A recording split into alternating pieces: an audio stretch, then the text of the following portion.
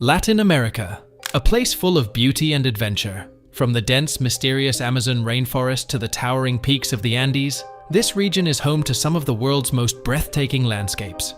Imagine wandering through vibrant cities filled with music and color, exploring ancient ruins that whisper stories of civilizations long gone, or relaxing on pristine beaches kissed by the warm sun. Each country in Latin America offers its own unique charm, blending rich history with diverse cultures and natural wonders. It's a region that promises endless discoveries, where every corner reveals a new surprise, just waiting to be uncovered. So, without further ado, let's get started.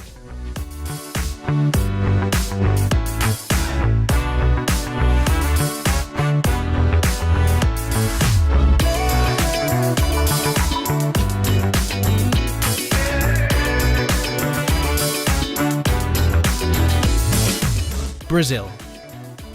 A country that conjures up images of vibrant carnivals, pristine beaches, and lush rainforests. But did you know that beneath the surface lies a tapestry of fascinating and shocking facts that are often overlooked? In this video, we're diving deep into the heart of Brazil, from hidden natural wonders to unique cultural quirks. Join us on this journey as we unveil the lesser-known side of Brazil that you've never heard before. Brazil, officially known as the Federative Republic of Brazil, is the largest country in both South America and Latin America. It's not just big, it's the world's 5th largest country by area and the 7th most populous. The capital? Brasilia. But the bustling heartbeat? That's São Paulo. Apart from its vastness, Brazil is the only country in the Americas where Portuguese is the official language. And oh, the geography! Bounded by the Atlantic Ocean, Brazil boasts a stunning coastline of 7,491 kilometers. But that's just the beginning. The Amazon Basin, with its lush tropical forest, is a global treasure trove of biodiversity and natural resources. In fact, did you know that Brazil holds the crown as the #1 among 17 megadiverse countries? But with great power comes great responsibility. The environmental challenges, such as deforestation, not only impact Brazil, but have ripple effects globally, influencing climate change and biodiversity. Let's rewind the clock. Before Brazil became the vibrant nation we know today, it was home to numerous tribal nations.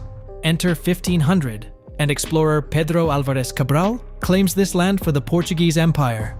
Fast forward to 1822, and Brazil spreads its wings, gaining independence and forming the Empire of Brazil. Slavery was abolished in 1888, marking a pivotal moment in its history. From monarchy to a presidential republic, Brazil's journey is nothing short of remarkable. Today, it stands as a democratic federal republic, with a rich cultural tapestry that earns it the 13th spot in the world for UNESCO World Heritage Sites. It's not just history and culture that define Brazil.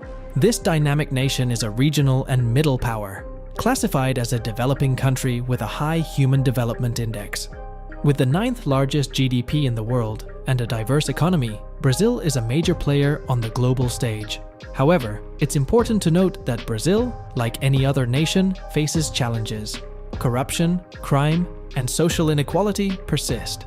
It's a part of the story that the country is working tirelessly to rewrite. Number 1. 60% of the Amazon is located in Brazil. When we talk about the Amazon, we're not just referring to a river. The Amazon region is a colossal area encompassing the Amazon River and its tributaries, dense tropical rainforests, and the vast mouth of the river. It's so expansive that it stretches across 9 South American countries: Colombia, Venezuela, Guyana, French Guiana, Suriname, Ecuador, Peru, Bolivia, and of course, Brazil. Despite flowing through multiple countries, a staggering 58.4% of the Amazonia is situated within the borders of Brazil. That's more than half of this incredible ecosystem right here in this country. The Amazon rainforest plays a crucial role in maintaining the planet's biodiversity, regulating climate patterns, and even influencing global weather systems. With such a substantial portion of it located in Brazil, the responsibility for its preservation and sustainable management falls heavily on this nation. Number 2. One of 17 megadiverse countries in the world. Megadiverse, in simple terms, means a country with an incredible variety of plant and animal species. Brazil fits the bill perfectly. Picture this: Lush rainforests, unique wildlife, and diverse ecosystems. It's like nature's grand showcase. To be considered mega diverse, a country must have at least 5,000 endemic species. And Brazil? Well, it's got that in spades. With 60% of the Amazon rainforest calling Brazil home, it's no wonder this South American giant makes the mega diverse cut. The Amazon, a biodiversity hotspot like no other, contributes immensely to Brazil's status. Brazil isn't alone in this exclusive club. There are only a handful of mega-diverse countries worldwide. Think Peru, Ecuador, the Republic of Congo, Australia, Indonesia, India, Mexico, and the USA. Each of these places boasts an incredible array of flora and fauna. World's largest coffee exporter for over 150 years. When we talk about coffee, we can't ignore Brazil. It's not just a major player, it's the major player, contributing a whopping 1/3 of the world's coffee production. But what's even more fascinating is that Brazil claimed the top spot back in the 1840s, over 200 years after coffee first set its roots in the country. How did Brazil become the coffee powerhouse it is today? Well, it's thanks to the wave of immigrants who arrived in the 19th century to work on coffee farms. Their hard work and dedication laid the foundation for the prosperity of Brazilian coffee. And the rest, as they say, is history. While Brazil's coffee production hit its peak in the 1920s, it's important to note that things have changed over the years. Since the 1950s, global coffee production has increased, causing Brazil's share to decline. Nonetheless, it remains an integral part of the coffee story worldwide. Apart from being the coffee capital, Brazil is a top-tier producer of various crops. They're in the top 10 globally for cocoa, cashew, mango, rice, tomato, sorghum, tangerine, avocado, persimmon, and guava, just to name a few. In the realm of livestock, Brazil is among the top 5 producers of beef, hog, chicken meat, and cow's milk globally. The diversity and scale of Brazil's agricultural output are nothing short of astonishing. Number 5. Sentences reduced for every book they read. When we think about prison sentences, the last thing that comes to mind is reading. But here's the deal. In Brazil, prisoners can actually get a reduction in their sentence by 4 days for each book they read. It's like a literary shortcut to freedom. Brazil, being one of the nations in Latin America with high crime rates, has faced various challenges in its prison system. Overcrowding and drug abuse are just a couple of the issues. The perception that Brazil's jails house some of the most dangerous criminals has been a long-standing concern. The civic society in Brazil has applauded a law that encourages prisoners to read. Not only do they get days shaved off their sentence, but they're also put to the test by writing essays based on the readings. Authorities evaluate their grammar and language usage. It's like a literary exam behind bars. Now, you might wonder, why books? Well, it turns out, this initiative opens up access to education for many prisoners. And education, as we know, has the power to change lives. The hope is that by providing inmates with the opportunity to read and learn, it might deter them from committing crimes in the future. It's a unique approach to rehabilitation that's gaining attention. Number 6. Gender change. Surgeries are free. Back in 2009, Brazil's Superior Court of Justice made a groundbreaking ruling. It stated that changing a person's legal gender assignment is perfectly legal in the country. However, there are certain criteria that need to be met. First off, patients must have a confirmed transgender diagnosis. Additionally, they must be at least 18 years old and free of any personality issues. From the age of 16, individuals seeking gender change must undergo psychological testing for a minimum of 2 years. This involves working with a multidisciplinary team to ensure that the decision is well considered and understood. It's a thorough process aimed at ensuring that those seeking the surgery are making informed and conscious choices. According to the Brazilian Ministry of Health, an average of 100 gender change procedures are performed annually across the country. This indicates that the option is not only legally available, but also accessible to those who meet the criteria. Number 7. Snake Island. Located less than 100 miles from Sao Paulo, Snake Island is a place you won't find on any tourist itinerary. The Brazilian Navy strictly forbids anyone from setting foot on the island without express permission. And it's not your typical tropical paradise. It's teeming with a special resident, the endangered golden lancehead snake. The island has an estimated density of 1 snake per square meter. That's right, it's practically crawling with them. But here's the catch. These golden lanceheads are not your garden variety snakes. These snakes pack a venomous punch. Their venom can cause serious health issues, including necrosis, organ failure, brain hemorrhage, and intestinal bleeding. Definitely not the kind of souvenirs you'd want to bring back from a Brazilian vacation. So, the Navy's ban on casual visits starts to make sense. Access to Snake Island is tightly controlled. Only a select few are allowed, and they have a good reason. Scientists are granted permission for research on the unique snake population, while Navy engineers perform essential yearly maintenance on the automated lighthouse. Number 8. Carnival of Brazil. The Brazil Carnival is a 6-day extravaganza that kicks off about 46 days before Easter. It's not just a festival, it's a national fiesta where people from all walks of life come together to celebrate. Now, the interesting thing is, the style of celebration varies from city to city, reflecting the diverse backgrounds of the people. But if there's one place that steals the show, it's Rio de Janeiro. Known for hosting the best carnival in the country, Rio turns into a spectacular party zone during this time. And when I say party, I mean it. Over 2 million people hit the streets daily to catch the parades and join the festivities. It's a carnival like no other. With such a massive crowd, you'd think bathroom breaks would be a challenge. Well, you're not wrong. In Rio alone, they installed 25,000 portable toilets for the duration of the carnival. Even with all those toilets, public urination is still a bit of an issue. I mean, when you've got over 2 million people, gallons of beer, and a pressing need, things can get a little messy. To tackle this, authorities have upped the ante. The fines for relieving oneself in public have gone from $44 to a whopping $130. That's right. It's more cost-efficient to stand in line and use a toilet than to face the consequences of letting the streets be your restroom. Argentina, a land of passion, tango, and stunning landscapes. But did you know that beyond its famous attractions, this South American gem holds some truly shocking secrets? Today, we're delving deep into the heart of Argentina to uncover facts that will leave you astonished. From hidden histories to mind-boggling natural wonders, get ready to experience Argentina like never before. Argentina, officially known as the Argentine Republic, is located in the southern half of South America. It's the second largest country in South America after Brazil, the fourth largest in the Americas, and the 8th largest in the world. It shares its borders with Chile, Bolivia, Paraguay, Brazil, Uruguay, and the South Atlantic Ocean. And oh, let's not forget the mesmerizing Drake Passage to the south. The roots of Argentina trace back to the Paleolithic period, but its journey to becoming the incredible nation we know today began with Spanish colonization in the 16th century. Fast forward to the 19th century, and Argentina fought for its independence, marking the end of an extended civil war in 1861. Since then, the country has enjoyed relative peace, with waves of European immigration shaping its unique culture and demographics. Argentina has had its fair share of challenges, including the tumultuous period following the death of President Juan Perón in 1974.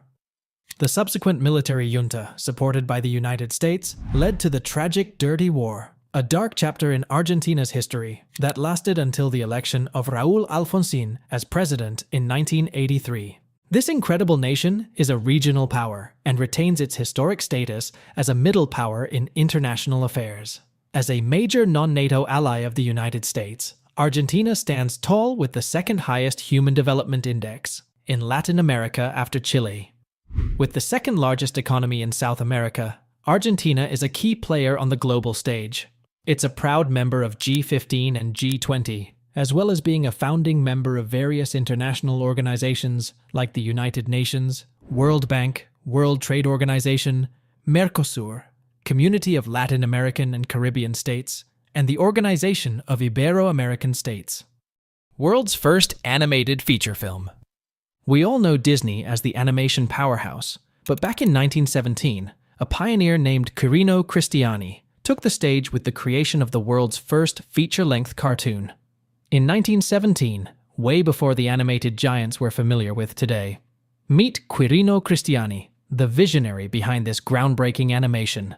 His 70-minute film, El Apóstol, not only marked a milestone in cinematic history, but also provided a unique perspective on the social issues of Argentina during that time. The film delves into the prevalent corruption and immorality, giving viewers a glimpse into the societal challenges of the era. What inspired Cristiani to embark on this animation journey? Well, it turns out he had a chance encounter with none other than Walt Disney himself during Disney's tour of Latin America. This meeting left a lasting impression on Cristiani, inspiring him to pursue the world of animation and storytelling in a way that was groundbreaking for its time. Film El Apóstol was a testament to Cristiani's creativity. Crafted using cutout animation techniques, it was a visual feast that captivated audiences. Imagine a 70-minute animated film in an era where animation was still in its infancy. Despite the film's initial success, its time in the limelight was tragically short-lived. In 1928, a devastating apartment fire resulted in the loss of the original print of El Apóstol. This unfortunate event means that today, only fragments and descriptions of this pioneering work remain. Number 3. Remains of the largest known dinosaur.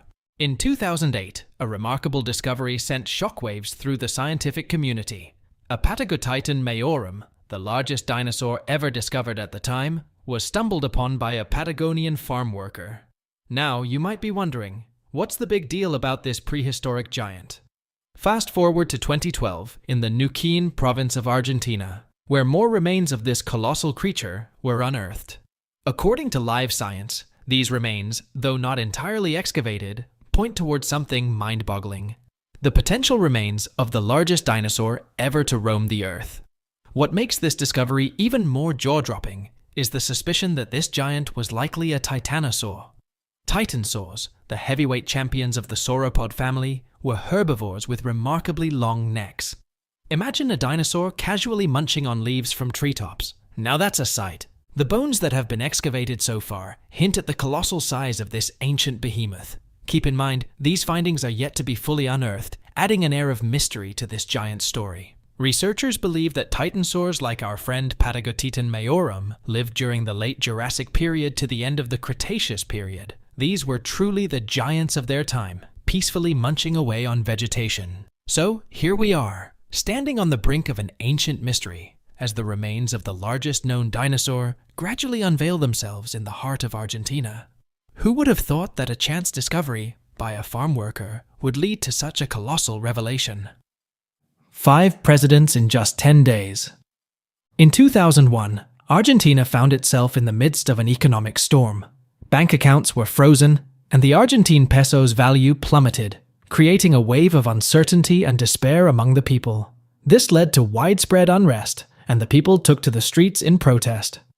Unfortunately, the situation turned violent, with numerous lives lost in the process. Faced with this turmoil, the president at the time, Fernando de la Rúa, made a difficult decision. In the face of mounting pressure and the escalating crisis, President Fernando de la Rúa resigned from his position, leaving Argentina in a state of political chaos. In the 10 days following President de la Rúa's resignation, Argentina witnessed not 1, not 2, but a total of 5 different presidents stepping into the role. Yes, you heard that right, 5 presidents in just 10 days. Now, you might be wondering, how on earth does a country go through 5 presidents in such a short span? Well, the answer lies in the turbulent political landscape that emerged after the economic crisis. As each new president stepped in, they faced the daunting task of trying to stabilize the nation amidst the chaos. It was a time of uncertainty and rapid changes at the highest levels of government. First, there was President Adolfo Rodríguez Saá, who lasted only a few days. Then came a series of short-lived presidencies, Eduardo Camaño, Ramón Puerta, and finally, interim President Eduardo Duhalde, who managed to bring some stability to Argentina during this tumultuous period. Number 6. Highest number of psychiatrists per capita in the world. You might be wondering, just how many psychiatrists are there in Argentina? There are a whopping 198 psychologists per 100,000 inhabitants. Now that's a statistic that makes you sit up and take notice. The majority of them can be found in the bustling city of Buenos Aires, accounting for almost 50% of the total. It seems like the capital city is not just the political and cultural hub, but also a hotspot for mental health professionals. Argentina has such a high number of psychologists per capita. Well, it's a complex issue with multiple factors at play. One possible explanation could be the increased awareness and acceptance of mental health issues in the country. Argentina has been actively working to reduce the stigma surrounding mental health, leading more individuals to seek professional help. Additionally, the emphasis on mental health education in the country might play a crucial role. With a growing understanding of the importance of mental well-being, more individuals are pursuing careers in psychology, contributing to the high number of professionals. Number 7. In 1977, Argentina sent a pregnant mother to Antarctica. So, in 1977, Argentina did something rather unexpected. They sent a pregnant mother to Antarctica. Yes, you heard that right. But why on earth would they do such a thing? Well, it turns out it was all about claiming a piece of the icy continent for themselves. Now let me break it down for you in simpler terms. You see, Argentina had its eye on a specific slice of Antarctica, and they wanted to make a statement. So, in a strategic move, they sent a pregnant woman named Silvia Morella de Palma to give birth on the icy terrain. Silvia was accompanied by her husband, Jorge Emilio Palma, who was also a part of this historic journey. Now, let's fast forward a bit. Silvia, being a trooper, gave birth to their son, Emilio Palma, on January 7, 1978. Emilio Palma holds the distinction of being the first human ever to be born on the Antarctic continent. Argentina had its sights set on a chunk of Antarctica that measured a whopping 1,461,597 square kilometers. But here's the thing. The actual land area they ended up with was 965,597 square kilometers. It's like ordering a large pizza and getting an extra large delivered to your doorstep. A pleasant surprise, I guess? Number 8. Invented radio broadcasting. So, rewind back to August 1920. Picture this. The world is just getting introduced to the wonders of radio, and Argentina steps up to the plate. It becomes one of the first countries globally to kick off radio broadcasting. At that time, only a mere 20 people in the entire country had a radio receiver. The credit goes to the visionaries of that era who recognized the potential of this groundbreaking technology. The first broadcast in Argentina was a significant milestone, marking the start of a communication revolution. And those 20 people with their receivers? They were the early adopters, the pioneers of a new form of media. As time went on, radio broadcasting in Argentina took off. It became a powerful tool for information dissemination, entertainment, and cultural expression. From those humble beginnings with only a handful of receivers, the industry grew rapidly, reaching every corner of the country. It's incredible to think about how a handful of people with radios back in 1920 laid the foundation for a nationwide network of communication. Fast forward to today, and radio remains an integral part of Argentine culture. The early steps taken by those 20 individuals and the pioneers of radio broadcasting in Argentina have left an indelible mark on the country's media landscape. Number 9. Eat gnocchi on the 29th of each month. You might be wondering, why the 29th? Well, it turns out, this tradition has its roots in the influence of Italian immigrants. They brought with them the custom of enjoying gnocchi, those delectable potato dumplings known as gnocchis in Argentina. Argentinians take it up a notch by placing money under their plate of gnocchi. Why, you ask? Well, it's believed to attract good luck and fortune for the upcoming month. If you happen to find yourself in Argentina, keep your eyes peeled on the 29th. You'll notice many restaurants rolling out a special gnocchi menu, embracing this unique culinary tradition. It's a fantastic way for tourists to immerse themselves in the local culture and savor a piece of Argentina's history. Peru, a country rich in history, culture, and natural wonders, holds a tapestry of fascinating secrets that often go unnoticed. Today, we embark on a journey to uncover 12 intriguing aspects of Peru that might just surprise you. From hidden gems in the Andes to cultural nuances that define its vibrant communities, join us as we delve into the lesser-known but utterly captivating aspects of this South American gem. Peru is situated in western South America, surrounded by Ecuador and Colombia to the north, Brazil to the east, Bolivia to the southeast, Chile to the south, and the Pacific Ocean to the west. Covering a vast area of 1,285,216 square kilometers, it's the 19th largest country globally and the 3rd largest in South America. Peru is a mega-diverse country, featuring a variety of habitats ranging from the arid plains of the Pacific coastal region to the towering peaks of the Andes Mountains and the lush rainforests of the Amazon basin. It truly is a country of remarkable contrasts. Fast forward to the present day. Peru is a representative democratic republic divided into 25 regions. Its economy is diverse, with main activities including mining, manufacturing, agriculture, and fishing. It's also part of the Pacific Pumas, a group of countries along Latin America's Pacific coast experiencing positive growth and improved governance. Peru has faced its share of challenges, from political instability to economic shifts, including the implementation of Plan Verde in the 1990s. The 2000s saw economic growth and poverty reduction, but recent years have brought new challenges, including the impact of the COVID-19 pandemic. With a population of over 32 million, Peru is a melting pot of mestizos, Amerindians, Europeans, Africans, and Asians. While Spanish is the main language, a significant number of Peruvians also speak Quechuan languages, Aymara, or other indigenous languages. This cultural diversity is reflected in Peru's art, cuisine, literature, and music. The fusion of traditions has given rise to a rich tapestry of expressions that you can experience throughout the country. Number 1. The highest sand dune in the world. Cerro Blanco is not your average sand dune. It stands tall at a staggering 3,860 feet from its base to the summit. To put that into perspective, it's the highest sand dune in the world, dominating the skyline over the tranquil desert oasis town of Huacachina. What makes this place even more fascinating is that you can turn your visit into an adventurous experience. Imagine riding dune buggies for hours, racing up the steep slopes of Cerro Blanco until you reach its majestic summit. Once you're at the top, you can strap a board to your feet and glide down the sandy slopes all the way to the town below. Sandboarding on Cerro Blanco is an adrenaline-pumping activity that offers a unique perspective of the mesmerizing landscape. Huacachina, the nearby town, adds an extra charm to the experience. Nestled amidst the dunes, it provides a picturesque backdrop to this adventure. So, whether you're seeking a thrilling escapade or simply want to marvel at the beauty of the world's highest sand dune, Cerro Blanco has something for everyone. Number 2. The mysterious Nazca Lines. The Nazca Lines, located between Nazca and Palpa, are more than just simple lines etched into the desert floor.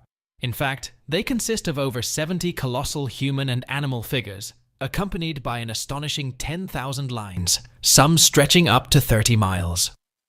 Discovered from the air in 1927, these geoglyphs have sparked various theories about their purpose and origin. Now, some might say they were created as an ancient alien landing strip, as suggested by the TV show Ancient Aliens.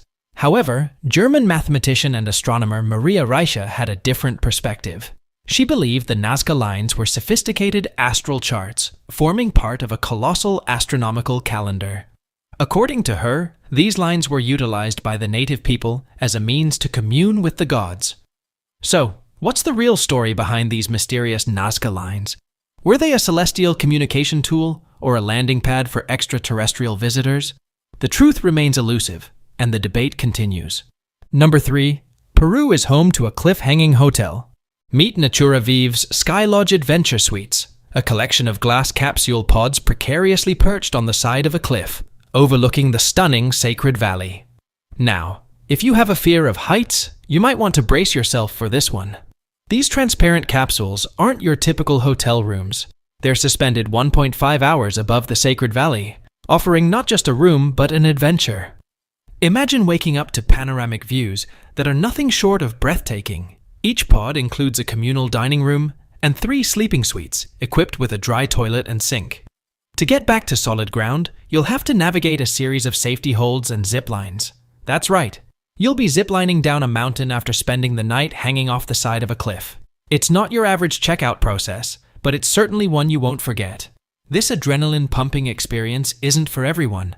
If you're not a fan of heights or daring descents, this might not be your cup of tea. But for those brave souls willing to face the challenge, the reward is beyond compare.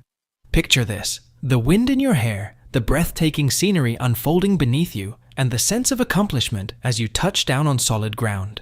It's an experience that goes beyond the ordinary. So, if you're up for a unique adventure and can handle the heights, Natura Vive's Skylodge Adventure Suites might just be the unforgettable experience you've been looking for in the heart of Peru. Number 4. There are real rainbow mountains in Peru. Peru is home to not just one, but several rainbow mountains, each boasting a kaleidoscope of colors. These geological wonders get their stunning hues from a variety of minerals that make up their composition. The Red Valley, along with its surrounding rainbow mountains, is a must-see for anyone visiting Peru. Now, while those Instagram photos might make it seem like you'll have these mountains all to yourself, especially Vinicunca, the reality is a bit different. Vinicunca, the most famous of them all, is a hotspot for tourists. So, if you're looking for a more chilled and quiet experience, consider heading to Palcoyo Rainbow Mountain. It sees far fewer visitors, allowing you to soak in the breathtaking views without the hustle and bustle. However, here's a crucial tip for your visit. These rainbow mountains are perched at extremely high altitudes. So, if the mountain of colors is on your bucket list, give yourself ample time to acclimatize. Trust me, it's worth it. Number 5. The largest flying bird lives in Peru. Now, you might be wondering, why Peru? Well, Peru happens to be one of the prime locations to witness the Andean condor in all its glory. With its impressive wingspan and weight, it claims the title of the world's largest flying bird. The Andean condor isn't exclusive to Peru, but the country offers some of the best opportunities to spot these magnificent birds in their natural habitat. And here's a surprising fact. It's not just about the wingspan. Weight matters too when determining the largest flying bird, and the Andean condor excels in both departments. However, it's not all smooth sailing for these epic creatures. The International Union for Conservation of Nature has classified the Andean condor as vulnerable. Why? Well, unfortunately, it's a scavenger, which means it often falls victim to secondary poisoning from consuming infected carcasses left behind by hunters. Another serious threat? Loss of habitat. The Andean condor's home is shrinking, putting additional pressure on its population. It's a complex challenge, and conservation efforts are crucial to protect these incredible birds. Number 6. Alien skulls have been found in Peru. Back in 1928, native archaeologist Julio Tello unearthed a mass grave in the desert peninsula of Paracas. The discovery of elongated skulls sparked sensational claims of alien existence. However, today, most historians attribute this unique feature to the intentional shaping of the skull through artificial cranial deformation. Unlike regular human skulls, these Paracas skulls exhibit an abnormal elongation, leading to various theories about their origin. The practice of cranial deformation was common among several South American tribes, including those in Peru. Newborns' heads were gently molded between wooden boards, resulting in the distinct elongated shape observed in the Paracas skulls. This ancient tradition served both aesthetic and symbolic purposes. It was believed to signify nobility within these societies, creating a distinctive physical feature among the elite. While the initial discovery may have fueled speculation about extraterrestrial influence, the reality is firmly grounded in the cultural practices of ancient Peruvian civilizations. Number 7. 4,000 types of potato in Peru. Potatoes have been part of Peruvian cuisine for over 10,000 years, originating in the Andean region. But what sets Peru apart is not just the age-old tradition of cultivating potatoes. It's the mind-boggling variety that exists here. From the vibrant yellow to the deep black, Peru's potatoes showcase the entire color spectrum. And it's not just about colors. These potatoes come in all shapes and sizes, making it a spud lover's paradise. Let's talk about the colors first. Picture a rainbow, but replace it with potatoes. That's Peru for you. You'll find potatoes in shades you didn't even know existed. Yellow, purple, red, and everything in between. Each color signifies a distinct variety, contributing to the rich tapestry of Peru's potato culture. Forget the uniformity you're used to. Peru's potatoes come in all sorts of shapes, from tiny fingerlings to robust, irregular forms. It's like a potato playground, and each variety has its own unique texture and flavor profile. Some are best for roasting, while others shine in soups or stews. Many of these varieties are exclusive to Peru. Yes, you heard it right. You won't find these potatoes anywhere else in the world. It's like Peru has its own secret stash of spuds that only locals and lucky visitors get to experience. Number 8. You can swim with pink dolphins in the Amazon. Meet the enchanting pink dolphins, unique creatures that call the Amazon River home. Unlike their gray counterparts at birth, these dolphins gradually transform into various shades of pink as they age. It's quite a magical spectacle to witness. Now, the incredible part, you can actually swim with these gentle and fascinating animals. Picture yourself gliding through the water alongside these pink wonders. It's a once-in-a-lifetime experience that you can have right here in Peru. The Amazon River Basin in Peru is their exclusive habitat, making this encounter truly special. It's not just about the vibrant colors, but also the chance to connect with nature in a unique way. The experience is awe-inspiring, as these friendly dolphins gracefully navigate the waters around you. It's like stepping into a hidden world where the extraordinary becomes ordinary. Now, you might be wondering why they turn pink. Well, it's due to the capillaries beneath their skin, which become more visible as they mature, giving them that distinct hue. Isn't nature fascinating? And the Amazon River in Peru offers you a front-row seat to this marvel. Number 9. The Amazon rainforest covers almost 2/3 of Peru. Surprisingly, the Peruvian Amazon is not just a picturesque backdrop, it's an ecological marvel. Stretching across an astounding 60% of Peru, this rainforest is a biodiversity hotspot, boasting over 700 types of ferns and a staggering 7,300 species of flowering plants, 180 species of reptiles, 260 amphibians, 290 mammals, 700 fish, 800 birds, and 2,500 butterflies call this vibrant rainforest home. The variety of life here is simply unparalleled. Now you might be wondering why this is such a big deal. Well, besides being a haven for nature enthusiasts, the Amazon rainforest in Peru is a major tourist attraction. Its unique blend of flora and fauna draws visitors from around the globe. Number 10. Interesting marriage customs. The Quechua people, known for their vibrant clothing and friendly smiles, have some interesting marriage customs that might surprise you. Let's delve into this rich cultural tapestry. One intriguing fact is that you can easily identify the marital status of a Quechua woman just by looking at her headwear. It's like a silent code. Single women opt for knitted caps, while married women proudly wear straw hats. It's a unique and colorful way of expressing one's relationship status. Here's something that sets Quechua customs apart: trial marriage. This ancient practice has been passed down through generations. Unlike traditional norms, Quechua men and women have the freedom to choose their partners, end a relationship, and even remarry at any time. The most intriguing part? Children born during these relationships are considered part of the community rather than belonging to a specific couple. Number 11. Guinea pigs are not pets in Peru. In many parts of the world, people adore guinea pigs as pets. However, in Peru, they have a different role in the local culture. One of the most unexpected things we discovered during our time here was the unique culinary tradition of deep-frying guinea pigs.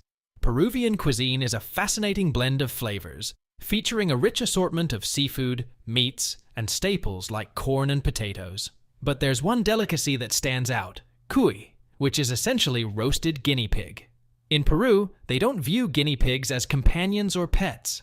Instead, they consider them a source of delicious food. Cuy is a local delicacy, often roasted to perfection and served as a culinary treat. Number 12. Floating islands. Peru is renowned for Lake Titicaca, situated near the town of Puno and shared with Bolivia.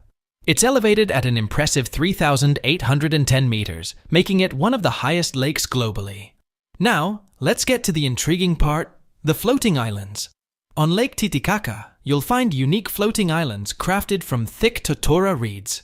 These man-made islands have an interesting history. In the past, they were covered in soil and used for agriculture, cultivating crops like potatoes. Today, however, the main inhabitants are predominantly trout fishers. These floating islands are home to the Euro people, who still live here today. The Euro's colorful traditional homes catch the eye of many tourists. What's captivating is that these vibrant houses are constructed using the same water reeds that form the floating islands themselves. So, there you have it. The floating islands of Lake Titicaca, a unique blend of tradition and adaptation. From serving as agricultural plots to now being inhabited by the Euro people, These islands continue to intrigue visitors with their colorful and distinctive home. Colombia, a country of vibrant colors, rich culture, and breathtaking landscapes. But did you know that beyond the surface, there's a tapestry of surprising facts waiting to be uncovered? Today, we're embarking on a journey to discover Colombia in a way you've never imagined. Nestled in the northwest corner of South America, Colombia is a land of contrasts. From the lively rhythms of salsa in Cali to the serene beauty of the Amazon rainforest, this country is a treasure trove of diverse experiences. But what sets Colombia apart are the unexpected stories that weave through its history, shaping the nation we see today. So, buckle up for an adventure that goes beyond the typical tourist brochures. Colombia, officially known as the Republic of Colombia, is a country that spreads its beauty across South America, with some captivating insular regions in North America. Let's navigate through the geographical wonders that define this nation. The Colombian mainland is hugged by the Caribbean Sea to the north, Venezuela to the east, Brazil to the southeast, and a cascade of natural wonders down to the Pacific Ocean to the west. It's a true spectacle of nature. There are 32 departments, each with its own distinct character and charm. The heart of it all, the bustling capital district of Bogota, not only serves as the country's capital, but also as its largest city. A melting pot of financial prowess and cultural richness. From the vibrant energy of Medellin to the sizzling coastal vibes of Cartagena, Colombia offers a kaleidoscope of experiences. Covering a vast area of 1,141,748 square kilometers, Colombia is home to around 52 million people. Its rich cultural heritage is a testament to its history as a colony, blending influences from Europe, the Middle East, Africa, and the indigenous civilizations that predate colonization. Language is a fascinating part of Colombia's identity. Spanish is the official language, but did you know that they recognize English and 64 other languages regionally? Now let's take a quick trip through time.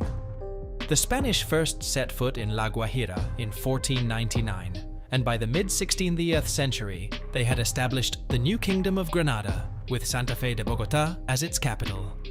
Fast forward to 1819, and Colombia emerges as the United Provinces of New Granada, gaining independence from the Spanish Empire. In the 1900s, there was a shift in borders, with Panama seceding from Colombia in 1903. The latter half of the century saw a complex interplay of armed conflict and political violence. However, since 2005, there has been a remarkable turnaround, marked by improved security, stability, and unprecedented economic growth. Colombia is one of the world's 17 mega-diverse countries. What does that mean? It boasts the highest level of biodiversity per square mile globally and the second highest overall. From the lush Amazon rainforest to highlands, grasslands, and deserts, Colombia's terrain is a haven for nature enthusiasts. Beyond its natural wonders, Colombia is a key player on the global stage.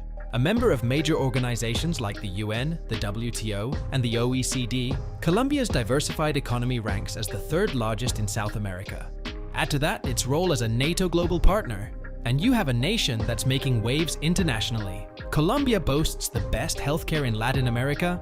According to the World Health Organization, that's an impressive feather in its cap. So, whether you're drawn to the vibrant cities, the lush landscapes, or the rich cultural heritage, Colombia is a destination that truly has something for everyone. Number 1. Colombia is named after Christopher Columbus. Christopher Columbus, an Italian explorer, embarked on a daring journey sponsored by the Catholic monarchs, Queen Isabella the Bustards and King Ferdinand II of Spain. Back in the day, everyone was buzzing about finding a western route to the East Indies to cash in on the lucrative spice trade. Columbus had his eyes set on that prize. But as fate would have it, Columbus didn't quite end up where he planned. Instead of the East Indies, he stumbled upon the Americas, landing on an island in the Bahamas. This unexpected encounter marked the beginning of a new era, the period of conquest and colonization that would reshape the world. Now, while Columbus is often credited with discovering the Americas, it's crucial to note that the Norse Vikings had been there centuries earlier, and indigenous peoples were already calling it home. Fast forward to the present, and here's where it gets really interesting. The name Colombia wasn't just plucked out of thin air. It carries a significant historical weight. Once upon a time, the term Colombia referred to the entire New World. Initially, the region we now know as Colombia was called the Republic of New Granada. It went through some naming acrobatics, becoming the Grenadine Confederation, then the United States of Colombia, and finally settling on the Republic of Colombia. So while we commonly refer to it as Colombia today, the country's full name is the Republic of Colombia. It's like a captivating journey through time, witnessing the evolution of a name that once encompassed an entire continent. Number 2. The world's largest exporter of emeralds. Did you know that Colombia produces a staggering 70 to 90% of the world's emeralds? That's right, folks. Move over diamonds. Emeralds are taking the spotlight. But what makes Colombian emeralds stand out from the rest? Well, let me spill the sparkling beans. Colombian emeralds are renowned for their unparalleled beauty, outshining those from most other countries. For thousands of years, emeralds were considered more precious and sought after than any other minerals. And guess what? Even today, the purest and most vividly green emeralds can fetch a higher price than diamonds. Now, that's what I call a real gem. So, what's the secret behind Colombia's emerald supremacy? One word: geology. Colombian emeralds are found in sedimentary host rock, not igneous rock like those from other regions. This geological distinction makes them generally purer and more coveted. Imagine having a piece of rock that's not just a rock, but a treasure waiting to be discovered. Colombia has also given birth to some of the most famous emeralds in history. Ever heard of the Duke of Devonshire emerald? It's showcased at the Natural History Museum in London, a testament to Colombian emerald craftsmanship. And let's not forget the Tina Emerald, holding the title of the world's most valuable emerald. Now, that's not just a gem, it's a piece of history. And if you're eager to get your hands on some of these radiant gems, you might want to book a ticket to Bogota. Why? Because the majority of Colombia's emerald mines are nestled in the eastern part of the Andes, near Boyacá and Cundinamarca. And let's face it, most emeralds will pass through the capital city. Number 3. A country with no seasons. What makes Colombia so unique in the world of climate? Well, it's all about location, location, location. You see, the lowest part of Colombia snuggles right on top of the equator, and that means the traditional seasons we're used to are in for a bit of a twist.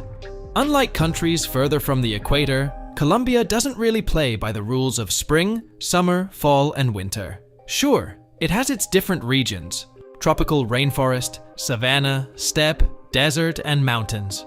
But the temperature doesn't play the seasonal game like it does elsewhere. Instead, it's like the thermostat is set to pleasant all year round. So what's the deal with seasons in Colombia, you ask? Well, the main player here is the rain. In essence, the country experiences two main seasons, dry and cloudy. But even then, the changes aren't as dramatic as you might expect. It's like a subtle shift in the weather's playlist rather than a complete overhaul. As you explore different corners of Colombia, you'll notice temperature variations. And what's the secret ingredient? Elevation. The higher you go, the cooler it gets. So if you're chasing that winter chill, just climb a mountain. But don't worry, you won't need a snowsuit. It's just a refreshing change. Overall though, Colombia is a warm and inviting destination. No need to brace yourself for miserable winters or sweltering summers. It's like having a perpetual summer vacation. So, whether you're wandering through the lush rainforests, trekking up majestic mountains, or strolling along pristine beaches, Colombia's weather is on your side. It's the kind of place that makes you forget about your winter blues or summer heat waves. Number 4. The best dancers in South America. When we think of Colombia, we often picture stunning landscapes, rich history, and maybe even a cup of that famous Colombian coffee. But did you know that dancing is deeply embedded in the Colombian culture? Seriously, it's a universal language here. Whether you're young or old, male or female, every Colombian we hung out with knew how to bust out some serious salsa, champeta, and cumbia moves. Dancing is not just a generic term in Colombia. Nope, it's a diverse and rich tapestry, with each region boasting its own dance specialty. Picture this, a country with various dance styles, each celebrated with its own grand festival. How cool is that? Let's dive into the heart of the rhythm, the salsa festivals of Cali. These festivals are so iconic that they kick off on Christmas Day. Can you imagine the streets of Cali coming alive with the beats of salsa during the holiday season? It's a sight to behold. The city becomes a dance floor, and Colombians, young and old, come together to celebrate their love for salsa. Colombia doesn't stop at just salsa. There are other incredible music and dance festivals that are worth planning your visit around. For instance, picture yourself at the big carnival in Barranquilla, held in February-March. It's a dazzling display of colors, costumes, and of course, non-stop dancing. And let's not forget the Flower Festival in Medellin, happening in August. We actually have a vlog about it on our channel, so make sure to check it out after this video. The Flower Festival is a breathtaking celebration of, you guessed it, flowers. But it's not just about floral displays. It's a fusion of music, dance, and vibrant colors that will leave you in awe. Number 5. The largest gay club in Latin America. Every Saturday evening, Theatron transforms into a mega club paradise for the LGBTQ community, welcoming a staggering 5,000 partygoers. Spread across 5 floors and 13 mini-clubs, this place is a haven for diversity and inclusion. What sets Theatron apart is its diverse range of mini-clubs, each with its own unique theme. From grooving to 1980s, hits to salsa beats, and even exclusive spaces for men and women, there's something for everyone. And the best part? Entry is just 48,000 pesos, roughly $16 or £12, and that includes an open bar until 2 a.m. Talk about a party package. Theatron boasts a castle-like design that adds a touch of magic to the clubbing experience. Housed in a converted theater hall since 2002, the venue has an epic dance floor production on the main stage that will leave you mesmerized. The party doesn't stop at 2 a.m., my friends. Theatron keeps the energy high until the early hours, ensuring an unforgettable night for everyone who walks through its doors. So, if you're ever in Bogota, make sure to swing by Theatron for a night of celebration, diversity, and pure entertainment. It's more than just a club, it's an experience you won't want to miss. Number 6. The third largest coffee producer in the world. Colombia is not just about salsa dancing and vibrant cities, it's also a coffee powerhouse. Picture this, after Brazil and Vietnam, Colombia takes the bronze medal in the global coffee export game. But what's even more intriguing is that it's the numero uno when it comes to exporting the premium Arabica bean. In 2011, UNESCO recognized the unique contribution of Colombian coffee to the world by declaring the coffee cultural landscape a World Heritage Site. Now, you might be wondering, what makes Colombian coffee so darn good? Well, it turns out Mother Nature played a crucial role. Colombia's geography is like the coffee plant's favorite playground. Tropical mountains, ideal soil conditions, abundant rainfall, and a mild climate. Imagine coffee plants sipping on the perfect cocktail of sunlight and rain, resulting in some of the richest coffee beans on the planet. But it's not just about the environment, it's also about the human touch. You see, Colombian coffee is 100% Arabica, known for its sweetness and lightness. And here's the kicker, every single bean is handpicked. That's right, folks, the coffee farmers in Colombia are like the Michelangelos of the coffee world, carefully selecting only the ripest beans. Picking by hand ensures that only the best beans make it to your cup. No unripe beans allowed. It's a labor of love. And sometimes, the human touch beats any machine out there. So, the next time you savor that rich, aromatic Colombian coffee, remember, it's not just a beverage. It's a journey from the scenic coffee plantations nestled in the mountains of Colombia to your mug. Number 7. The tallest palm trees in the world. Imagine a place where the air is crisp, the mountains are majestic, and the flora is beyond your wildest imagination. That's exactly what you'll find in the Los Nevados National Natural Park, nestled within the Colombian Andes. Deep within this park lies a magical valley known as Valle de Cocora, home to a botanical marvel that will leave you in awe, the Quindío wax palms. Standing tall and proud, these giants can reach up to a staggering 60 meters, making them the tallest palm trees on the planet. Picture this, 60 meters, that's a whopping 196 feet. These slender giants sway above the valley, creating a breathtaking sight that's straight out of a fairy tale. The Quindío wax palm is not just any tree, it's Colombia's national tree. If you've ever seen Dr. Seuss's The Lorax, these palms might remind you of the iconic truffula trees, tall and straight, with whimsical puffs of leaves at the top. Out of the 14 known species of wax palm worldwide, 7 of them call Colombia home. It's like a wax palm paradise right here in South America. These incredible trees were once endangered, their future uncertain. That is until the Colombian government stepped in and transformed the Valle de Cocora into a wildlife sanctuary, ensuring the survival of these towering wonders. It's heartwarming to see how human intervention can make a difference in preserving the beauty of our planet. The Quindio palms provide shelter to a variety of endangered birds, including the vibrant yellow-eared parrot, toucans, and jays. These feathered residents play a crucial role in the ecosystem by feasting on the palm's red fruits and spreading their seeds. It's a perfect example of the circle of life in action. Number 8. The second most biodiverse country in the world. You might be wondering, what exactly does it mean to be the second most biodiverse country? Well, it means Colombia is a wildlife wonderland, teeming with an astonishing variety of plant and animal species. And get this, it's only second to Brazil, which is a whopping 10 times larger. Now, that's a biodiversity powerhouse. Colombia is one of just 17 megadiverse countries on our planet. What does that entail? It means this country boasts the highest number of species per unit area in the world. And when we say high, we mean really high. In fact, it's home to more species of birds than all of Europe and North America combined. Let that sink in for a moment. Approximately 10% of all the species on Earth call Colombia home. Yes, you heard it right. 1/10 of the Earth's biodiversity is packed into this country. But let's break it down even further. It's not just any species. We're talking about 10% of the world's mammals, 14% of all the amphibians, and a whopping 18% of the global bird population. And here's the kicker. All of this is crammed into a country that's only classified as intermediate in size. Colombia's geographical diversity plays a significant role in this ecological masterpiece.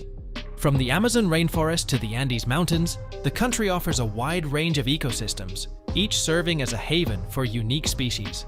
It's like a living, breathing Noah's Ark right here on Earth. Colombia faces challenges in preserving its natural treasures due to factors like deforestation and climate change. Conservation efforts are crucial to ensure that this biological richness endures for future generations. Number 9. Colombia has a rainbow river. Colombia is not just about its vibrant culture and rich history. It's also home to a magical place known as Cano Cristales, or as locals fondly call it, the River of Five Colors.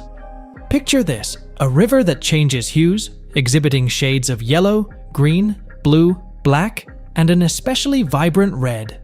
It's like nature's very own color palette, and it happens every year between the end of July and November. The secret lies in the crystal clear waters of the river and a fascinating aquatic plant called Macarenia clavigera. This plant, which calls the riverbed home, blooms in a spectacular display during this short period, turning the Cano Cristales into a living, breathing work of art. Now, what makes this even more incredible is that you can actually swim in this river of colors. Yes, you heard that right. Imagine yourself floating among hues that change like a kaleidoscope. But there's a catch. To preserve the delicate ecosystem, make sure to stick to designated swimming areas and resist the urge to wear sunscreen, as it can harm the environment. Now, getting to Cano Cristales is an adventure in itself. First, you'll need to catch a flight to the town of La Macarena. From there, it's a journey on horseback, donkey, or foot to reach the river. But don't worry, you won't be doing it alone. A knowledgeable tour guide will accompany you every step of the way, ensuring you have a safe and unforgettable experience. Number 10. Multicultural society. Colombia is a melting pot of cultures. European, Native American, Latin American, Caribbean, Middle Eastern, and African peoples have all left their mark on this beautiful nation. The result? A vibrant and diverse society that's as rich as its landscapes. From the energetic beats of cumbia to the colorful expressions of its art scene, Colombia is a living canvas painted with influences from around the globe. The dance, music, and art are like puzzle pieces, each reflecting the stories of the communities that have called Colombia home. And let's talk about food, shall we? Colombian cuisine is a flavorful fusion, a symphony of tastes and textures. It's no surprise when you consider that the diverse communities living here have all contributed to the culinary magic. Empanadas, arepas, bandeja paisa, just a few delicious examples that'll make your taste buds do a happy dance. While Colombia might be about 90% Catholic, the real magic happens during the holidays. Picture this, a colorful kaleidoscope of celebrations, from religious processions to lively festivals and jaw-dropping carnivals. Colombians know how to throw a party, and these occasions are a testament to their warmth and hospitality. These holidays aren't just a reflection of religious beliefs. They're a reflection of the Colombian spirit, fun, cheerful, and always ready to welcome anyone new with open arms. It's not just a celebration, it's an invitation to join in the joyous rhythm of Colombia. Costa Rica is a gem in Central America, famous for its lush rainforests, stunning beaches, and incredible wildlife. But did you know this small country has no army and is often called the Switzerland of Central America? Costa Rica is also celebrated for having some of the happiest and most beautiful people in the world. From its rich biodiversity to its unique approach to peace and happiness, let's dive into some surprising facts about this incredible nation that will leave you amazed. Number 1. Volcanoes. Costa Rica, located within the Pacific Ring of Fire, showcases more than 200 volcanic structures that have formed over the past 65 million years. Out of these, approximately 100 exhibit signs of activity, yet only 5 are presently active. Arenal Volcano, known for its activity until 2010, is one of the most renowned. Trafalgar Tours offers the opportunity to discover this incredible natural phenomenon, either by trekking across new lava streams or by paddling on Arenal Lake for a breathtaking glimpse of the volcano.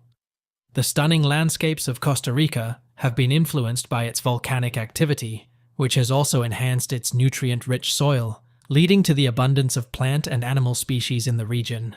This tiny nation is indeed a haven for both nature enthusiasts and thrill seekers. Number 2. National Anthem. Are you aware that Costa Ricans begin their day with a special custom? Most Costa Rican radio stations play the national anthem, Noble Patria, Tu Hermosa Bandera, at 7 a.m. every morning. This daily routine is a lovely method to bring the country together and start the day with a feeling of honor and loyalty. Picture yourself enjoying your morning coffee or preparing for work while the anthem plays, reminding everyone of their common heritage and beliefs. However, Costa Rica is brimming with unexpected wonders beyond just this endearing custom. Referred to as the Rich Coast, it showcases an incredible 5% of global biodiversity, while occupying just 0.03% of the Earth's surface. After getting rid of its military in 1949, Costa Rica has prioritized peace and education, investing in healthcare and education, and consistently being ranked as one of the happiest nations worldwide. It is also a heaven for coffee enthusiasts, boasting a long history of growing some of the best coffee in the world. Costa Rica is not only known for its cultural and natural wealth, but also for being a world pioneer in sustainability, with more than 98% of its energy generated from renewable sources and ambitious goals to reach carbon neutrality by 2050. Therefore, whether you are discovering its vibrant scenery, savoring a mug of its famous coffee, or just starting your day to the melody of its anthem, Costa Rica is a nation that evokes amazement and admiration daily. Number 3. No army. Costa Rica is a country with many surprises, and one of the most notable is its lack of a military. Under President José Figueres Ferrer's leadership, Costa Rica made a courageous decision to eliminate its armed forces in 1948, with this significant event officially becoming law in 1949. From that time onwards, the nation has put resources into peace and well-being, supporting a sizable police department for domestic security, and depending on a 1947 agreement with the United States for aid during emergencies. However, Costa Rica's dedication to peace doesn't end at that point. Additionally, the United Nations University for Peace, founded in 1980, is located there and draws students from various countries to learn about conflict resolution and peace creation. Costa Rica's commitment to nonviolence has enabled it to prioritize investments in education, healthcare, and environmental conservation, leading to its status as one of the world's happiest and most environmentally sustainable nations. Whether you're venturing through its dense rainforests or indulging in its vibrant coffee scene, always keep in mind that Costa Rica's ethos of pura vida is strongly tied to its enduring dedication to peace and communal welfare. Number 4. First zipline. Costa Rica is a country full of unexpected wonders, and one of the most exciting revelations is that it is where the world's first recreational zipline was created. Picture yourself flying above the dense jungle foliage, experiencing the sensation of wind rushing past as you soar high above the earth. This exciting journey had its origins in Costa Rica during the 1970s. Initially, Researchers utilized zip lines to research the dense rainforest without disrupting its fragile ecosystem. However, the concept quickly evolved into a thrilling and exhilarating pursuit that attracts adventurous individuals from all over the world. Currently, ziplining is an essential activity in Costa Rica, providing stunning scenery and a memorable opportunity to interact with the natural environment. If you are an adventurous traveler seeking an exhilarating experience similar to that of Tarzan, or just want to admire the breathtaking jungle scenery from a different perspective, ziplining offers a one-of-a-kind adventure. Beside the excitement, it shows Costa Rica's creative nature and dedication to combining thrill with environmental protection. When you visit Costa Rica again, make sure you do not miss the opportunity to zipline through the treetops and discover why this tiny country is a leading destination for adventure tourism. Number 5. Pura Vida is a way of life.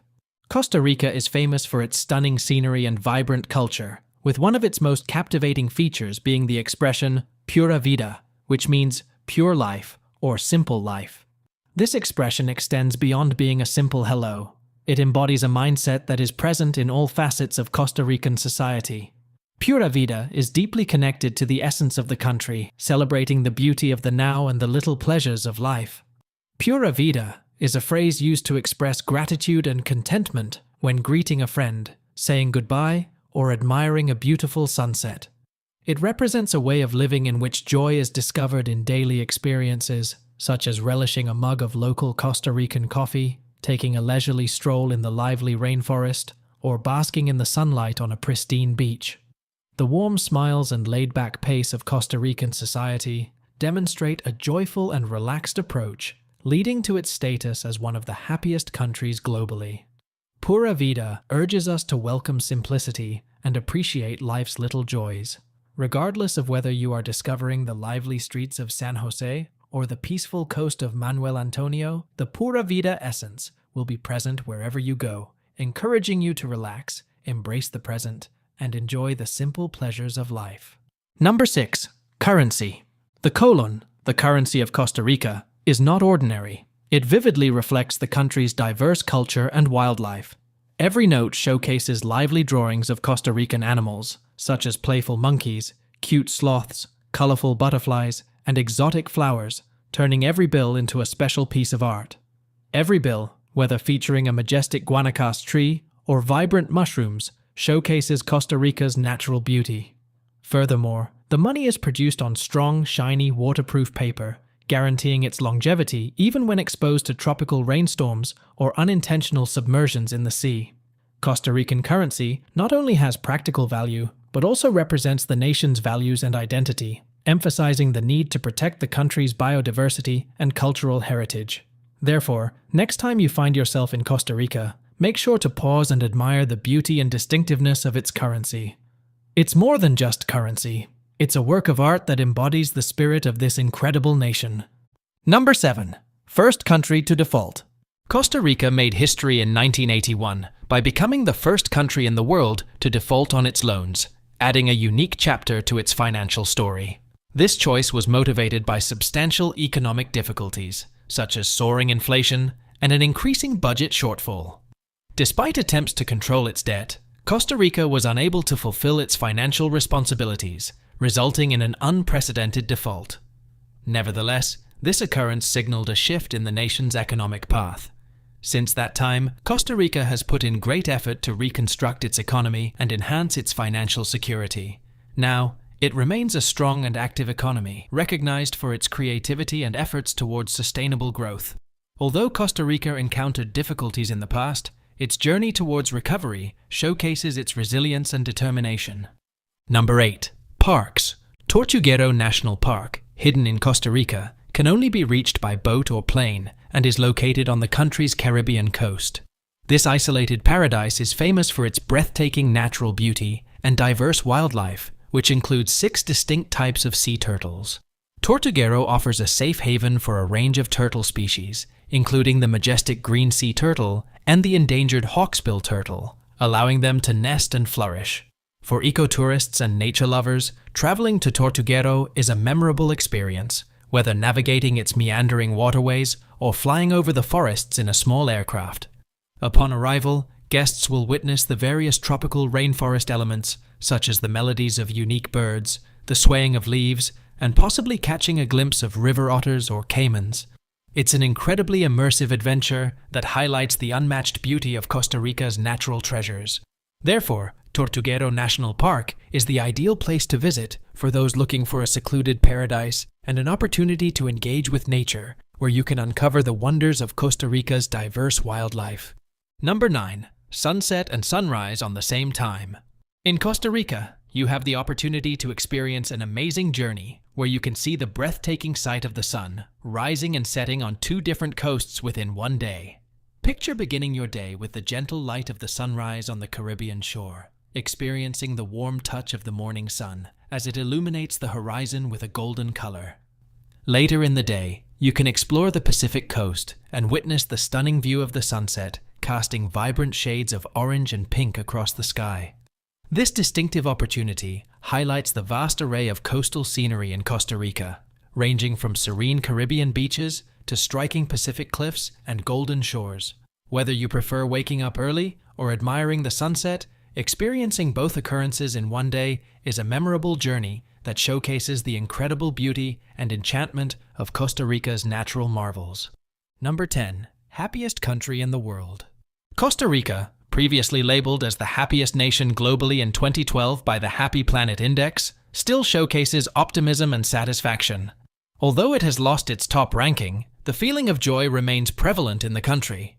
This happiness comes from different sources, such as the government's unusual choice in 1949 to eliminate its military and use that money for education, healthcare, and pensions for its people. This funding for social initiatives has encouraged Costa Ricans to feel secure and happy, enabling them to live satisfying lives. In addition, Costa Rica's stunning natural landscapes, including its dense rainforests and unspoiled beaches, play a role in the country's overall happiness by providing numerous chances for both excitement and rest. Paired with the friendly demeanor of its inhabitants, it's no surprise that Costa Rica is filled with smiles, showcasing itself as a symbol of joy and optimism worldwide. Number 11. National animal and its significance. The sloth is the national animal of Costa Rica, representing the country's abundant biodiversity and laid-back lifestyle. Famous for their unhurried pace and calm personality, sloths represent Costa Rica's relaxed way of life and close bond with the environment. Even though sloths move slowly, they still have an important impact on their ecosystem by spreading seeds and helping the rainforest thrive. Their importance goes beyond just being ecologically significant, demonstrating Costa Rica's dedication to preserving and living in a sustainable way. Costa Rica's adoption of the sloth as a national symbol conveys a strong message about safeguarding its natural heritage for the benefit of future generations. It serves as a prompt to pause, admire the splendor of the natural world, and work towards a balanced connection with the environment. Number 12. The most biodiverse places on the planet. Costa Rica may be small in size, but it is known as one of the most biodiverse places on Earth due to its impressive level of biodiversity. With only 0.03% of the Earth's surface, Costa Rica has a remarkable 5% of the world's recognized plant and animal species. Costa Rica's ecosystems are full of biodiversity, from the abundant wildlife in the lush rainforests to the lively marine life in the vibrant coral reefs. Containing more than 14,000 insect species, it is a paradise for both nature lovers and scientists. Preserving this diverse array of plant, animal, and fungi species is a key focus for the government of Costa Rica, as shown by their commitment to becoming the world's first carbon-neutral nation by 2021. Costa Rica is making great progress in reaching its ambitious goal by relying mostly on renewable energy sources like hydroelectric power and wind turbines, leading to a sustainable future for its diverse wildlife. Number 13. Most Costa Ricans have 4 names. Costa Ricans have a unique naming tradition that distinguishes them from other cultures. The majority of individuals in the country bear 4 names. Costa Ricans usually have 2 first names, and sometimes even a third, along with their father and mother's last names, which is different from what is commonly done in other countries. It's interesting that the father's surname is listed before the mother's surname. This distinctive system frequently results in people having last names different from their parents, a fact that can be confusing for those new to this tropical country.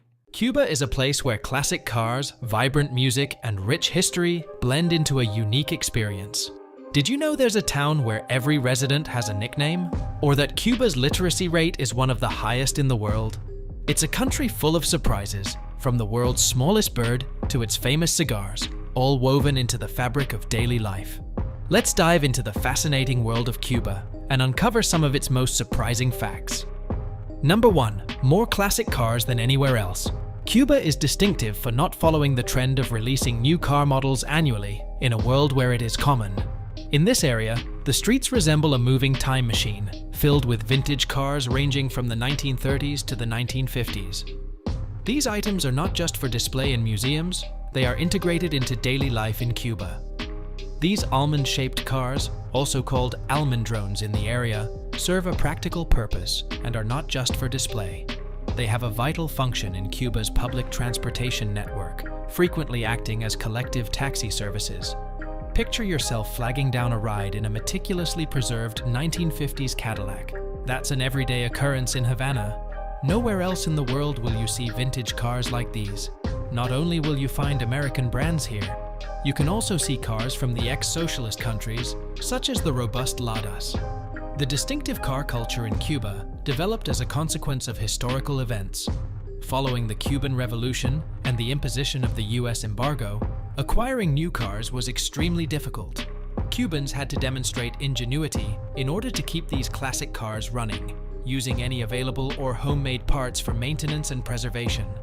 The outcome is an impressive assortment of functioning vintage cars, turning Cuba into a living exhibition of automotive history.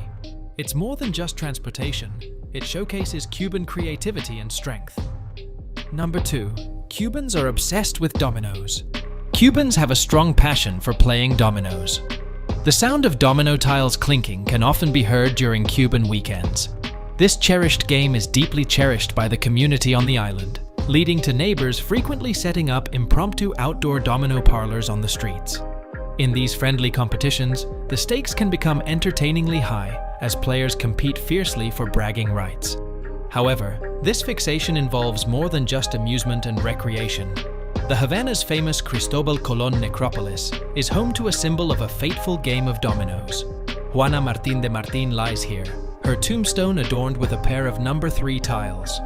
According to the legend, Juana was on the verge of winning when her competitor stole the victory. She was overwhelmed with feelings as she found her equal in multiple aspects. Currently, the pair of 3 signifies where she lies in peace, a light-hearted tribute to a successful match. This story highlights the profound cultural importance of dominoes in Cuba. It goes beyond just a hobby. It's a lifestyle, a custom handed down over many years. The game unites individuals, promotes social bonds, and can be found in surprising locations, such as a graveyard. Number 3. No McDonald's or Starbucks here. Have you ever pictured a location without McDonald's or Starbucks? Cuba is really an intriguing destination. In a global landscape dominated by McDonald's golden arches and Starbucks green mermaid logos, Cuba is a unique standout with its absence of these iconic brands. In Cuba, there are no McDonald's, Starbucks, or KFC restaurants. However, rest assured, this enhances the island's culinary scene to be more distinctive and thrilling. Cuba provides a genuine and diverse culinary experience, as opposed to the typical international chains. If you want coffee, don't think about going to Starbucks. Instead of that, you can savor a mug of Cuban coffee that is locally grown, flavorful, rich, and strong. It is a unique experience that cannot be found in any franchise coffee store. If you're craving a burger, you can't go wrong with McDonald's. Cuba has its own variation known as the frita, a tasty Cuban-style burger garnished with crunchy shoestring potatoes. This is something you have to experience. While Cuba may lack popular fast food restaurants, it provides a unique opportunity to immerse oneself in its distinct culture and tastes. Number 4. Cuba has more than 4,000 islands. Were you aware that Cuba has more than 4,000 islands? Yes, you heard correctly. Although many individuals perceive Cuba as a singular large island, it is in reality a collection of 4,195 islands and cays, each possessing its own distinct appeal. Cuba's primary island is encircled by many smaller islands, creating stunning archipelagos. traveling south will lead you to the breathtaking Jardins de la Reina, also known as the Gardens of the Queen. This group of islands is a magnificent natural wonder, renowned for its transparent waters, colorful coral reefs, and plentiful marine animals. This is a diver's ultimate fantasy. Close by is the Canarreos Archipelago, yet another lovely group of islands. These islands are famous for their unspoiled beaches and abundant plant life. Cayo Largo, a highly sought-after island in this collection, provides a picturesque retreat with its pristine sandy shores and blue-green waters. It is an ideal location for a peaceful retreat. Next, we will travel in a northerly direction to the Sabana Camagüey Archipelago. The extensive group of approximately 2,517 cays and islands can be found along Cuba's northern coastline. Seeing it is truly amazing. Cayo Coco is one of the well-known islands in this area, known for its upscale resorts and lively biodiversity. How about some flamingos? Cayo Coco is simply one instance of the variety and splendor of islands in this archipelago. Cuba's islands offer something for everyone, whether you seek adventure, relaxation, or a slice of paradise. Number 5. Christmas was banned for 30 years. In 1959, when Fidel Castro's communist regime came into power in Cuba, one major change they implemented was announcing the nation as an atheist state. This indicated that religious holidays, such as Christmas, were regarded with doubt. However, it wasn't until 1969 that Castro officially eliminated Christmas as a recognized paid day off. What is the reason, you inquire? It was thought that the celebrations affected the sugar production in Cuba, which was an important economic priority. Picture this. For a span of 30 years, starting in 1969 and ending in 1997, Cuba did not officially acknowledge Christmas. It was a period referred to by locals as Las Navidades Silenciadas, or the Silent Christmases. In this time frame, December 25th was identical to a regular day with no decorations, festive spirit, or time off. It was a sharp difference from the lively festivities that many of us are used to globally. In the year 1997, something extraordinary occurred. Pope John Paul II made a historic trip to Cuba, becoming the first pope to visit the country. His arrival led to a shift, which involved restoring Christmas as a public holiday. This significant occurrence marked the end of the 30-year prohibition of Christmas in Cuba, enabling individuals to openly commemorate this beloved holiday once more. Even though Christmas has been officially acknowledged, it is crucial to remember that in Cuba, it is still a typical workday. The effects of those quiet years continue to influence how Christmas is celebrated in the nation today. Number 6. Cuba has one of the highest literacy rates in the world. Were you aware that the literacy rate in Cuba is an incredible 99.8%? This island country in the Caribbean has made impressive progress in education, particularly after the Cuban Revolution of 1959. Following the revolution, the Cuban Literacy Campaign was initiated by Fidel Castro's government. What is their objective? To eradicate illiteracy nationwide and make education accessible to everyone, especially those from marginalized groups. Between January and December in 1961, numerous young Cubans, including some who were only 16 years old, offered to journey to rural regions. What is their objective? To provide literacy instruction to individuals of all ages who have not previously been able to receive formal education. Education was made compulsory for children between the ages of 6 and 15, and private educational institutions were taken over by the government to guarantee equal opportunities to education. In the present day, Cuba still prioritizes education as a fundamental aspect of its society, focusing heavily on literacy and academic success. Number 7. Fidel Castro survived 600 assassination attempts. Were you aware that Fidel Castro, the legendary ruler of Cuba, managed to survive more than 600 assassination attempts throughout his reign? Yes, that's correct. Picture yourself avoiding more assassination attempts than the average action movie protagonist. Castro started his journey in 1959 by leading the Cuban Revolution, overthrowing the oppressive regime of Fulgencio Batista, who had support from the United States. This revolution turned Cuba into a socialist nation, signifying a major change in its historical course. During almost 50 years in control, Castro encountered non-stop dangers to his life. The CIA and other organizations made more than 600 attempts to kill him, using methods such as exploding cigars and poison in scuba diving suits. It's an impressive figure that highlights the severity of Cold War politics and Castro's perseverance. In spite of these continual risks, Castro not only remained alive, but also held onto his power in Cuban politics until resigning in 2008. His legacy continues to be divisive, representing both opposition to American control and a nuanced period in Cuban history. Number 8. The Cuban crisis almost led to nuclear war. In October 1962, the peak of the Cold War, the United States finds out a shocking truth. Soviet missiles positioned only 90 miles away on its shores, specifically in Cuba.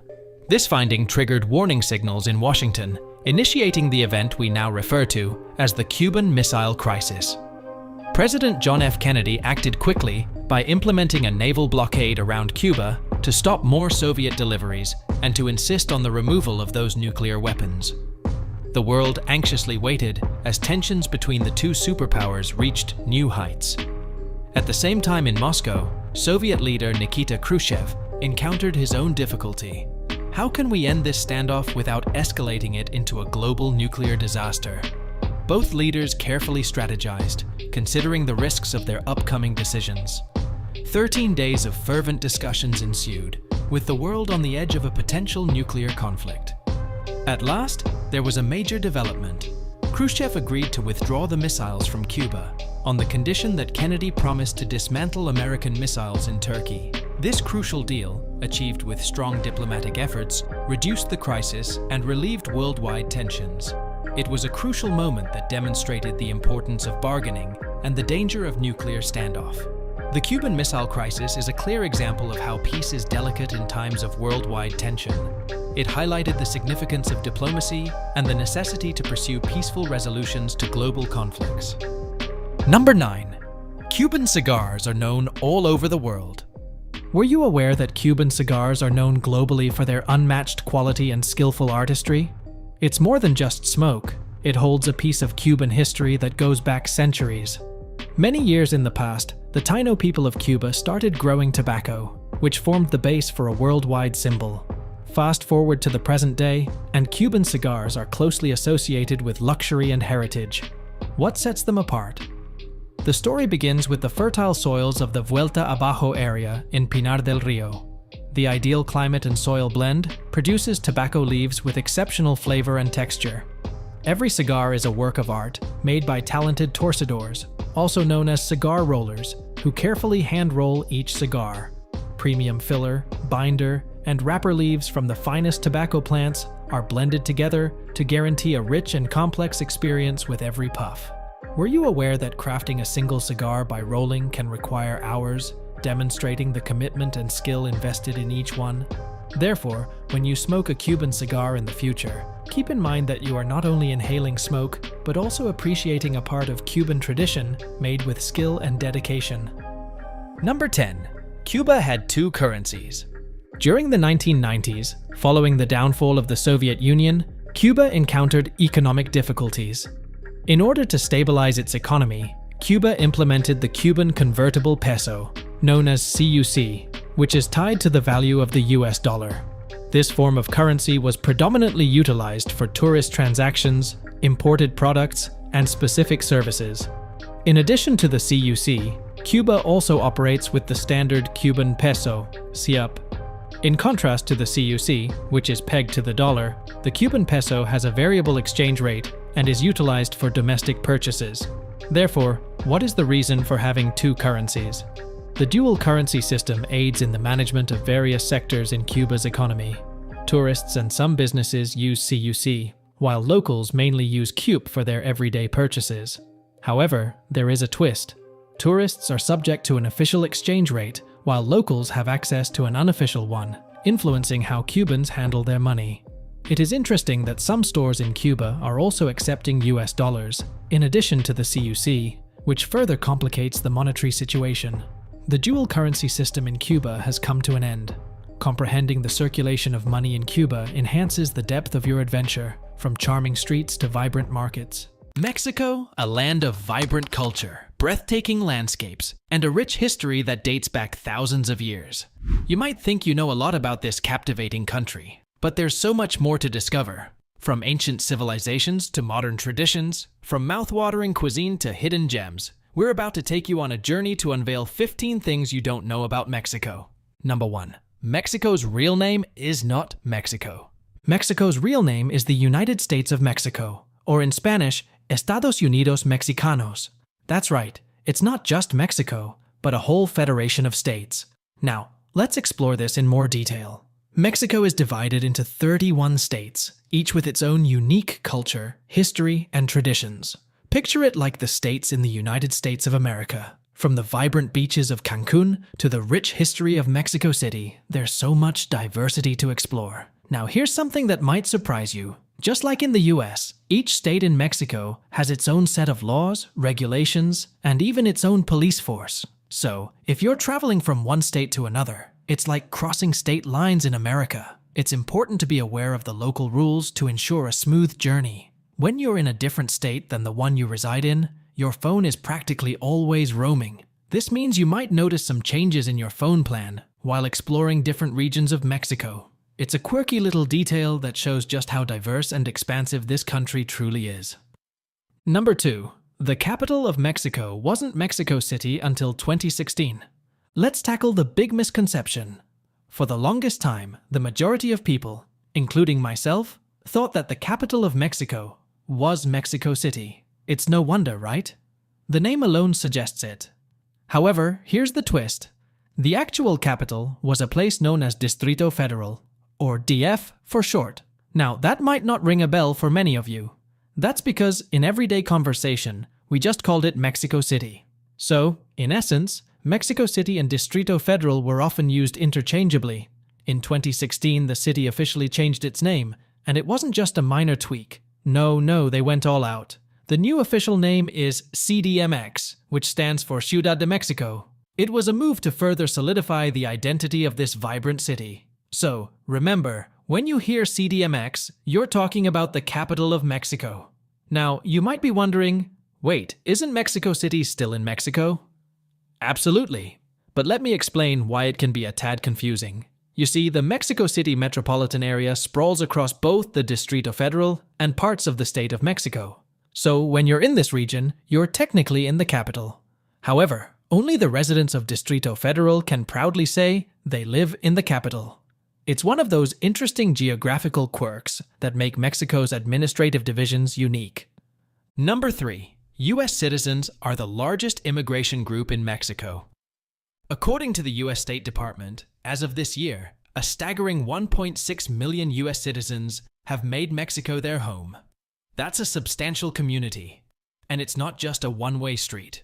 Mexico is the top destination for American travelers, making it a hotspot for people seeking new experiences and adventures. But what's driving this trend? Well, there are a multitude of reasons. Some are drawn to Mexico's rich culture, stunning landscapes, and vibrant communities. Others find the cost of living more affordable, allowing them to stretch their retirement savings or start a new chapter in their lives. And here's a surprising statistic for you. In Mexico's 2020 census, it was recorded that nearly 800,000 U.S. citizens call Mexico their home. Among them, almost 500,000 are children between the ages of 5 and 19, born to American parents. Mexico's incredible diversity and warm hospitality make it a magnet for people from all walks of life. From retirees seeking tranquility to young families in search of adventure, there's a place for everyone in Mexico. These communities thrive all over the country, from the sunny beaches of Baja California to the bustling streets of Mexico City. It's truly a testament to the strong bonds between our two nations. Number 4. Mexico has 34 UNESCO World Heritage Sites. Mexico is an absolute treasure trove of history, culture, and natural beauty, and this is reflected in the 34 UNESCO World Heritage Sites it boasts. In fact, it ranks 7th in the world in terms of the total number of these sites. These UNESCO World Heritage Sites can be divided into 3 categories: natural, cultural, and mixed. Let's break that down a bit. First up, we have the natural sites. Mexico is home to 6 of these, and they are nothing short of breathtaking. Imagine pristine landscapes, diverse ecosystems, and unspoiled natural beauty. Among these, you'll find places like Sian Kayan, a lush biosphere reserve, and the Monarch Butterfly Biosphere Reserves, where millions of butterflies migrate every year. Nature lovers, Mexico has a lot to offer. Next, we have the cultural sites, and there are 27 of these in Mexico. These are places where history, architecture, and culture collide to create something truly extraordinary. Some notable mentions include the historic centers of cities like Guanajuato, Mexico City, and Puebla. These cities are like living museums, showcasing centuries of history in their cobblestone streets and beautiful architecture. Now there's one site that falls into the mixed category, and it's none other than the historic center of Oaxaca and archaeological site of Monte Alban. This unique site combines both natural and cultural elements and offers a glimpse into the rich heritage of the region. Mexico's UNESCO World Heritage Sites go beyond the obvious. Think about the ancient ruins like Chichen Itza, Palenque, and the agave fields of Tequila. These are archaeological sites that tell the story of ancient civilizations and their remarkable achievements. Number 5. Mexico has women-only carriages in metro and buses.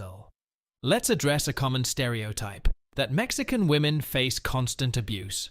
In reality, women in Mexico have certain privileges that aim to protect their safety. In Mexico City, they've implemented women-only buses and designated sections on the subway. This is a huge step towards ensuring the safety and comfort of female commuters. To put this in perspective, let's look at Turkey. Unlike Mexico, where efforts have been made to safeguard women in public transport, Turkish women unfortunately face a different reality. There, they often endure harassment without any special provisions for their protection. The government hasn't even considered creating a women-only section, highlighting the stark contrast between these two countries. Now, let's talk about a cultural aspect that further contributes to women's sense of privilege in Mexico. Mexican men are known for their caballerosos nature. This means they exhibit chivalrous behavior, such as opening doors for women, picking them up before a date or meeting, and often covering expenses. It's a cultural norm that reinforces a sense of respect and consideration towards women. Despite the availability of women-only sections, a study conducted in Mexico City in 2020 revealed that many women actually prefer using the general sections of the subway. Why? Well, it turns out that men in these areas tend to kindly offer their seats to women, a gesture that isn't always replicated in the women-only carriages. This sheds light on how cultural dynamics can influence personal preferences. Number 6. Mexico City is sinking every year. Mexico City is a place of incredible history and significance. It holds the title of the oldest city in North America and boasts the highest elevation. But what sets it apart even more is the fact that it's built upon the ancient ruins of the Aztec city, Tenochtitlan, which was situated on a vast lake. Imagine, the very ground we walk on today holds centuries of history beneath its surface. The Aztecs, recognizing the challenges of living on a lake, ingeniously created a complex system of dikes and canals for flood control. When the Spanish arrived, they were faced with the marvels of Aztec engineering. However, they had a different vision. Instead of maintaining this intricate system, they opted to drain the lakebed. The Spanish were taken aback by the efforts required to uphold their watery existence. So, they began the ambitious task of reclaiming land from the lake. This decision ultimately shaped the future of Mexico City in a profound way. Fast forward to today, and we're witnessing the consequences of that historic choice. Mexico City is sinking, and it's not by inches, but by 6 to 8 inches every year. Why? Well, it's due to the extensive use of pumps that draw water out to sustain the city's growing population. The very ground beneath us is gradually giving way, a testament to the delicate balance between human progress and nature's resilience. Number 7. Mexico has world's smallest volcano. Mexico is situated right in the middle of something called the Ring of Fire. No, it's not a fiery hula hoop, but it's something even more extraordinary. The Ring of Fire, also known as the Circum-Pacific Belt, is a region where nearly 90% of the world's earthquakes and a staggering 81% of volcanic eruptions happen. It's like the ultimate hotbed of geological activity. In Mexico, there's a critter that's as fascinating as its name suggests, the volcano rabbit. Now, This isn't just any bunny you'd find in your backyard. This little guy lives in close proximity to volcanoes, and it's the only place in the world you can find them. Imagine having a volcano as your next-door neighbor. Quexcomat, the world's smallest volcano. Picture this. It's located just outside the charming city of Puebla, and it stands at a mere 43 feet tall. That's like a small hill in the world of volcanoes. Quexcomat is so adorable, you won't believe it's a volcano. This little volcano might not be spewing lava or creating massive plumes of smoke, but it's a geological wonder in its own right. You can actually go inside it, and trust me, it's an experience you won't forget. The crater is snug, and you can marvel at the layers of rock that tell a story millions of years in the making. Number 8. A Mexican inventor created the world's first birth control. Meet Luis Ernesto Miramontes Cardenas, a brilliant Mexican chemist who at just 25 years old achieved something truly groundbreaking in the field of medicine. In 1951, he, along with his fellow scientists, embarked on a remarkable journey that would change the course of reproductive health forever. Miramontes and his team successfully synthesized a chemical compound known as norethisterone. This compound would go on to become the main component of the very first birth control pills. Imagine, a simple chemical structure, conceived in a lab, would revolutionize family planning worldwide. This invention was nothing short of revolutionary. For the first time, individuals had a reliable and convenient method of contraception. It gave women the power to take control of their reproductive choices, shaping the course of their lives and futures. It's a testament to the ingenuity and forward thinking of Miramontes and his team. The availability of birth control fundamentally changed the landscape of women's health. It not only provided a means of family planning, but also played a crucial role in reducing unintended pregnancies and enabling women to pursue education and careers without being constrained by the demands of unplanned motherhood. Number 9. Mexico has 59 endemic corn varieties. Corn, or maize, as it's known locally, has been a cornerstone of Mexican culture for centuries. Families have passed down the tradition of cultivating and preserving these diverse varieties, ensuring they thrive for generations to come. How did Mexico become the cradle of so many corn varieties? Well, it all began thousands of years ago with indigenous Mesoamerican civilizations. They meticulously selected and nurtured corn, resulting in a kaleidoscope of colors, shapes, and flavors. Fast forward to today, and despite challenges from global trade and genetically modified crops, Mexican farmers remain steadfast in their commitment to preserving this incredible legacy. For us, corn isn't just a crop, it's a part of who we are. Each variety carries a piece of our history, our culture, and our identity. Absolutely, it's so much more than just a food source. It's a living testament to the deep connection between people and the land. Now, let's talk about these 59 varieties. From the strikingly colorful Bloody Butcher to the petite Baby Blue, each one offers a unique taste and texture. And trust me, you've never experienced corn like this before. Speaking of which, the culinary possibilities are mind-blowing. From tortillas to tamales and even unique beverages, the versatility of these corn varieties is a true culinary adventure. Number 10. 68 indigenous languages are spoken in Mexico. Did you know that Mexico is home to a whopping 68 official indigenous languages? That's right, and it's one of the surprising facts about this incredible country. While Spanish is the primary language used for most official and commercial purposes, Mexican law actually recognizes a staggering 68 indigenous languages in the country. And that's not all. Within these 68 languages, there are numerous variations, bringing the total count of indigenous dialects to nearly 200. Many of these indigenous languages are facing the risk of extinction. They're only surviving among small, tight-knit communities, often spoken by the older generations. It's a race against time to preserve these precious linguistic heritages. Imagine, languages that have been passed down through generations, now in danger of fading away. It's a stark reminder of the importance of cultural preservation. These languages are not just a form of communication. They're windows into rich cultures, traditions, and histories. Each language holds a unique perspective, a unique way of seeing the world. It's like unlocking a whole new dimension of understanding.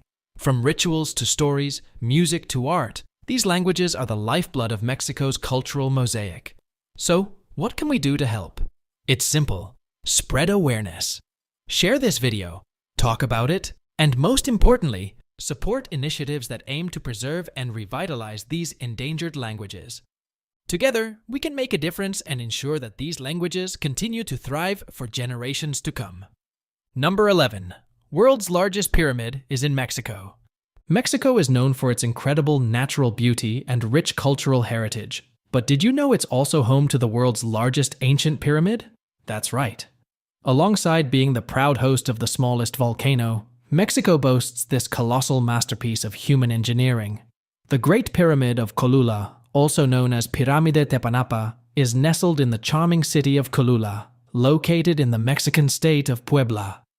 And here's the kicker. At first glance, you might mistake it for a natural hill due to its overgrown appearance. No wonder it's sometimes called the Great Pyramid of Cholula, or Tlachihualtepetl, which means artificial mountain in the indigenous Nahuatl language. This isn't just any pyramid, it's the largest pyramid by volume on the planet, even surpassing the renowned Great Pyramid of Giza in Egypt. Can you believe it? Covering a whopping 45 acres and soaring to a height of around 55 meters, that's approximately 180 feet, the Great Pyramid of Cholula is a true titan of ancient architecture. The story of this colossal marvel dates back to the 3rd century BCE, when the ancient Olmec Sri-Lanka civilization first laid the foundation. It wasn't just a one-time project. Over the centuries, it underwent expansions and modifications by subsequent cultures, including the Maya and the Aztecs. Can you imagine the sheer dedication and craftsmanship it took to pull off such a monumental feat? Number 12. We can thank Mexico for chocolate. Chocolate, as we know it today, actually started its journey in Mesoamerica. Mesoamerica is a region that includes parts of present-day Mexico and Central America. The ancient civilizations of Mesoamerica, like the Aztecs and the Maya, were pioneers in the world of chocolate.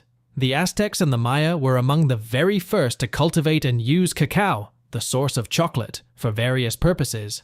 Cacao was their gold, you could say. They valued cacao beans so much that they even used them as a form of currency and in trade. Imagine paying for your groceries with chocolate. Wouldn't that be sweet? But they didn't enjoy chocolate in the same way we do today.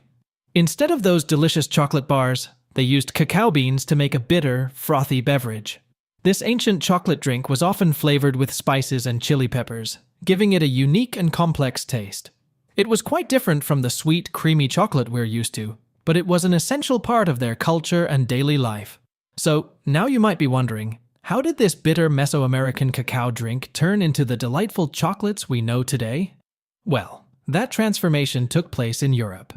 When the Spanish conquistadors, like Hernán Cortés, arrived in Mesoamerica in the early 16th century, they encountered cacao and brought it back to Europe. However, they found the original cacao beverage to be a bit too bitter for their taste buds. To make it more appealing to European palates, they added sweeteners like sugar and honey, which transformed cacao into a sweeter, more familiar form. This marked the beginning of the chocolate bars, truffles, and other mouth-watering confections that we adore today. Number 14. It's not a third world country.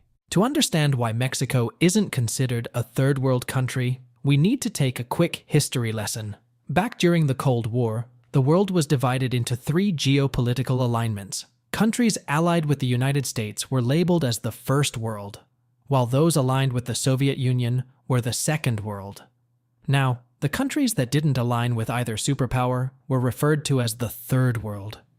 Even after the Cold War ended, this term stuck around, and unfortunately, it became synonymous with poverty.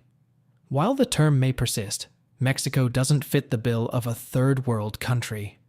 Why, you ask? Well, it all comes down to a key economic indicator, the GDP per capita. GDP per capita is a measure of a country's economic performance, calculated by dividing the gross domestic product by its population. And guess what? Mexico's GDP per capita is surprisingly robust, putting it ahead of many nations that are traditionally considered third world. Now, don't get me wrong, there's no denying the wealth disparity in Mexico. Like in many countries, there's a noticeable gap between the rich and the poor. However, It's crucial to remember that economic disparity doesn't automatically classify a country as third world. When we think of developed countries, we often associate them with a wealth of attractions and modern amenities. Well, Mexico's got that covered too. It boasts a diverse range of attractions, from its rich cultural heritage to its stunning natural landscapes, all of which rival those found in many developed nations. Number 15. Mexico is the world's largest beer exporter. Did you know that Mexico holds the title of being the world's largest beer exporter? In 2022 alone, Mexico shipped out beer valued at over $5.4 billion.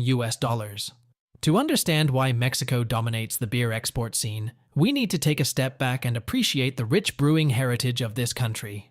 Brewing in Mexico dates back centuries, influenced by both indigenous techniques and European traditions brought over by Spanish colonizers. Today, Mexico boasts a thriving beer industry with a diverse range of flavors and styles. In 2022, Mexico outpaced every other nation when it came to beer exports. The staggering value of over $5.4 billion in beer shipments solidified Mexico's position at the top of the list. This isn't just a small margin either. It's a significant lead over other beer exporting nations. You might be wondering, what gives Mexico this edge in the beer export game? Well, it's a combination of factors. From innovative brewing techniques to the popularity of Mexican beer brands around the world, Mexico has crafted a winning formula. And let's not forget the quality and diverse range of flavors that cater to a global audience. Incredible, right? Mexico is a country full of fascinating surprises, from its rich history and culture to its stunning natural wonders. As we wrap up this journey through Mexico's incredible tapestry, I hope you've gained a newfound appreciation for this remarkable country. Nestled on South America's northern coast, Venezuela is a land of captivating contrasts. Bordered by the Caribbean Sea, it showcases diverse landscapes, pristine beaches along the coast to the majestic Andes Mountains in the west. Rich in culture, it weaves a tapestry of indigenous roots, Spanish influence, and diverse ethnicities. Get ready to explore the untold tales of the Bolivarian Republic of Venezuela, from vibrant cities to hidden treasures, a journey you won't want to miss. Venezuela is not only home to the world's highest uninterrupted waterfall, Angel Falls, but also showcases the extraordinary beauty of the Amazon rainforest and the vast plains of the Llanos. The nation's wealth of natural resources, including vast oil reserves, has played a significant role in shaping its economic landscape. Despite facing socio-political challenges, Venezuela remains a country with a rich cultural heritage, lively music and dance traditions, and a warm, resilient spirit that defines its people. Join us as we embark on a brief exploration of the enchanting land of Venezuela, where every corner unveils a story waiting to be discovered. Despite socio-political challenges, the country boasts a rich cultural heritage, lively music and dance traditions, and a warm, resilient spirit defining its people. Bordered by the Caribbean Sea, the Atlantic Ocean, Colombia, Brazil, Trinidad and Tobago, and Guyana, Venezuela's continental territory, consisting of 23 states, the capital district, and federal dependencies, stands as a presidential republic. Once primarily an exporter of agricultural commodities, Venezuela's economic landscape shifted with the discovery of vast oil reserves, making it a leading global oil exporter. However, the nation grapples with a collapsed economy, hyperinflation, shortages, unemployment, poverty, disease, crime, and corruption, leading to a significant refugee crisis. Despite these challenges, Venezuela remains a land of resilience and untold stories, inviting exploration and appreciation for its people's strength. By 2017, credit rating agencies declared Venezuela in default regarding debt payments, marking a critical juncture in its economic history. Number 1. Venezuela is a multicultural country. Surprisingly, while Spanish is the official language of Venezuela, many people may not be aware that there are 26 other recognized languages spoken in the country, including English and Italian. This linguistic diversity adds a rich tapestry to the cultural landscape of Venezuela. Additionally, what makes Venezuela stand out is its remarkable ethnic inclusion. More than 50% of the population belongs to the Moreno ethnic group, which signifies a mix of indigenous, white, and black heritage. This unique blend contributes to the vibrant and diverse cultural mosaic that defines Venezuela, showcasing a lesser-known aspect of the country's fascinating identity. Number 2. Venezuelans love their arepas. Arepas, a surprising culinary gem in Venezuela, stand as the nation's go-to comfort food. These delectable cornmeal cakes are considered the country's national dish and are relished at various times throughout the day, serving both as a delightful snack and a hearty meal. A lesser-known fact is that arepas are not just limited to lunch or dinner. They are a popular choice for a satisfying breakfast in Venezuela. These versatile cornmeal creations can be customized to taste, commonly filled with savory delights like shredded beef, black beans, and cheese.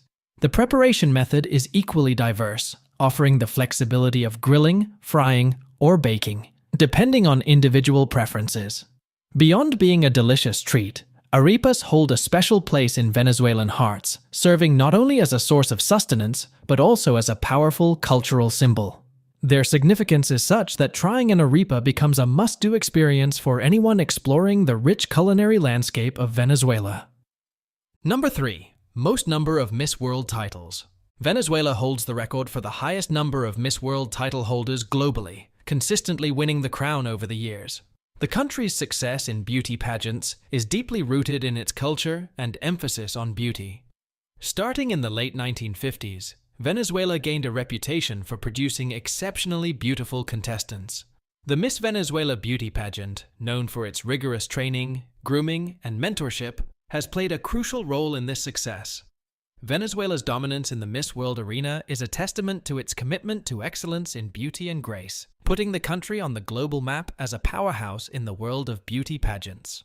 Number 4. Ready to skate?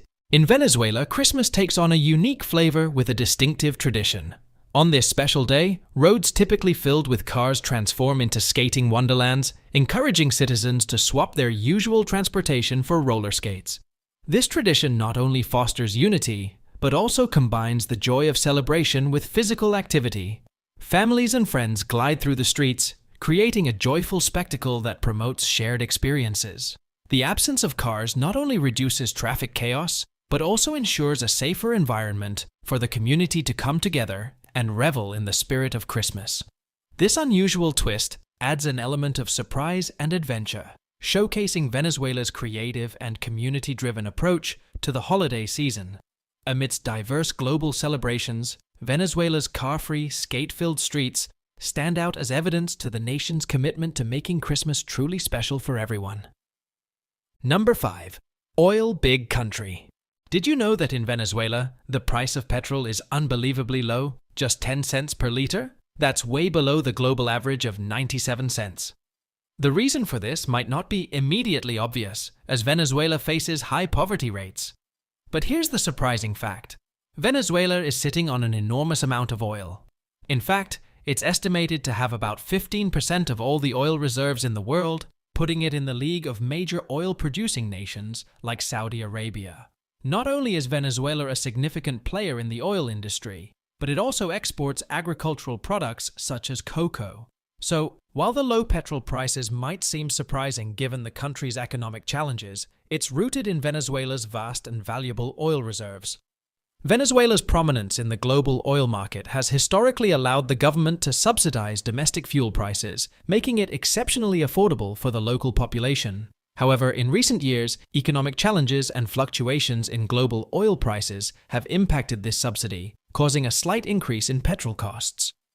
As of September 2023, Venezuela still ranks as the third least expensive place to fill up your gas tank among 168 countries evaluated, providing an interesting perspective for international comparisons. For context, the USA, although considerably steeper than Venezuela, stands at 42nd place in terms of petrol fuel costs. These dynamic sheds light on the intricate relationship between a nation's economic resources, global market trends, and the day-to-day experiences of its citizens at the petrol pump. Number 6. Catatumbo Lightning. Over the mouth of the Catatumbo River in Venezuela, something truly extraordinary unfolds when the cold mountain air clashes with the warmth emanating from Lake Maracaibo. This collision of contrasting temperatures sets the stage for an awe-inspiring natural spectacle known as the Catatumbo lightning. The uniqueness of this phenomenon lies in its incredible frequency. It holds the Guinness World Record for witnessing an astonishing 100,000 lightning strikes in a single night.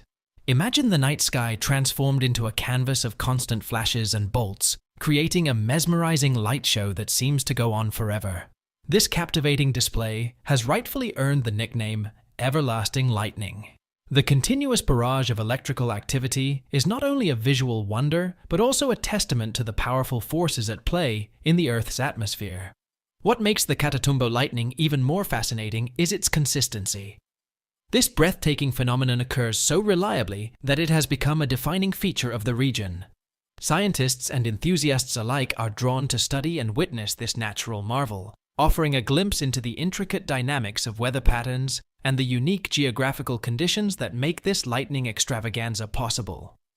So, the next time you marvel at a lightning storm, consider the incredible world of the Catatumbo lightning, where nature puts on an electrifying performance like no other. Number 7. Highest number of gun deaths. Surprisingly, Venezuela holds a shocking record for gun-related deaths, ranking as the 6th country globally in 2016. It is one of only 6 nations responsible for over half of all firearm-related fatalities worldwide. Despite its size relative to other countries, Venezuela stands out for the significant impact of gun violence within its borders, highlighting concerning social and safety dynamics. Beyond alarming statistics, the high number of gun deaths points to complex socio-political challenges, reflecting issues such as public safety, crime rates, and law enforcement effectiveness. Economic struggles and political instability in Venezuela have created an environment conducive to illicit arms circulation and violence.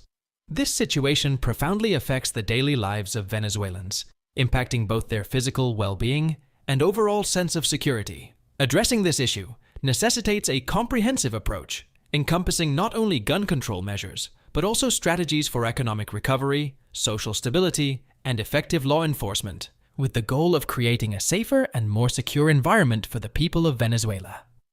Number 8. World's largest rodent. In the lush landscapes of Venezuela, an astonishing fact emerges.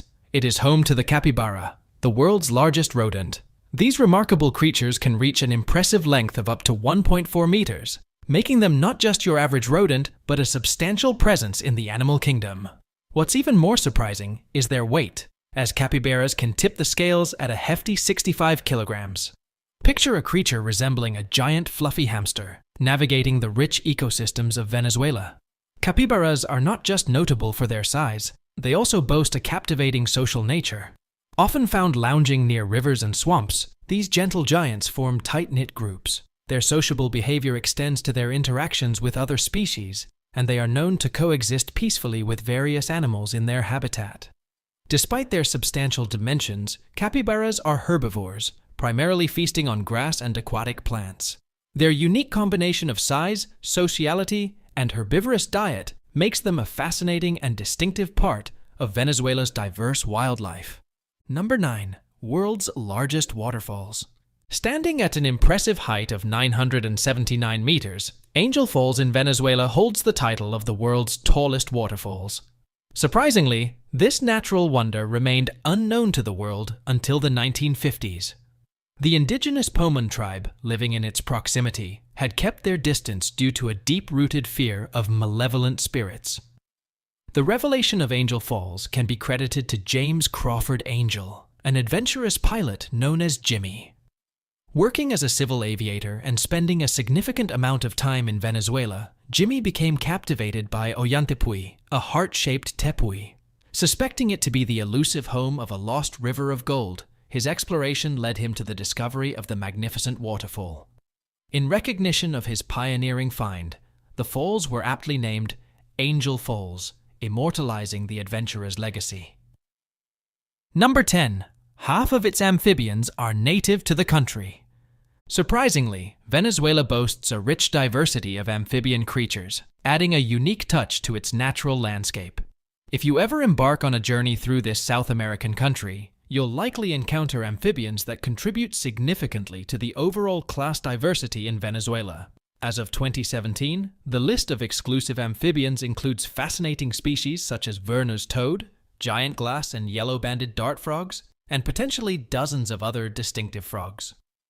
Beyond frogs, Venezuela is also home to the guaramacal and nauta salamanders, enhancing the country's allure for nature enthusiasts and those seeking a deeper understanding of the captivating world of amphibians. Number 11. Hell on Earth. In a surprising turn of events, a building named the Helix in the capital city of Caracas was initially intended to be a shopping mall in the 1950s. However, the fate of this structure took a dark and unexpected turn, becoming a tale of transformation that few are aware of.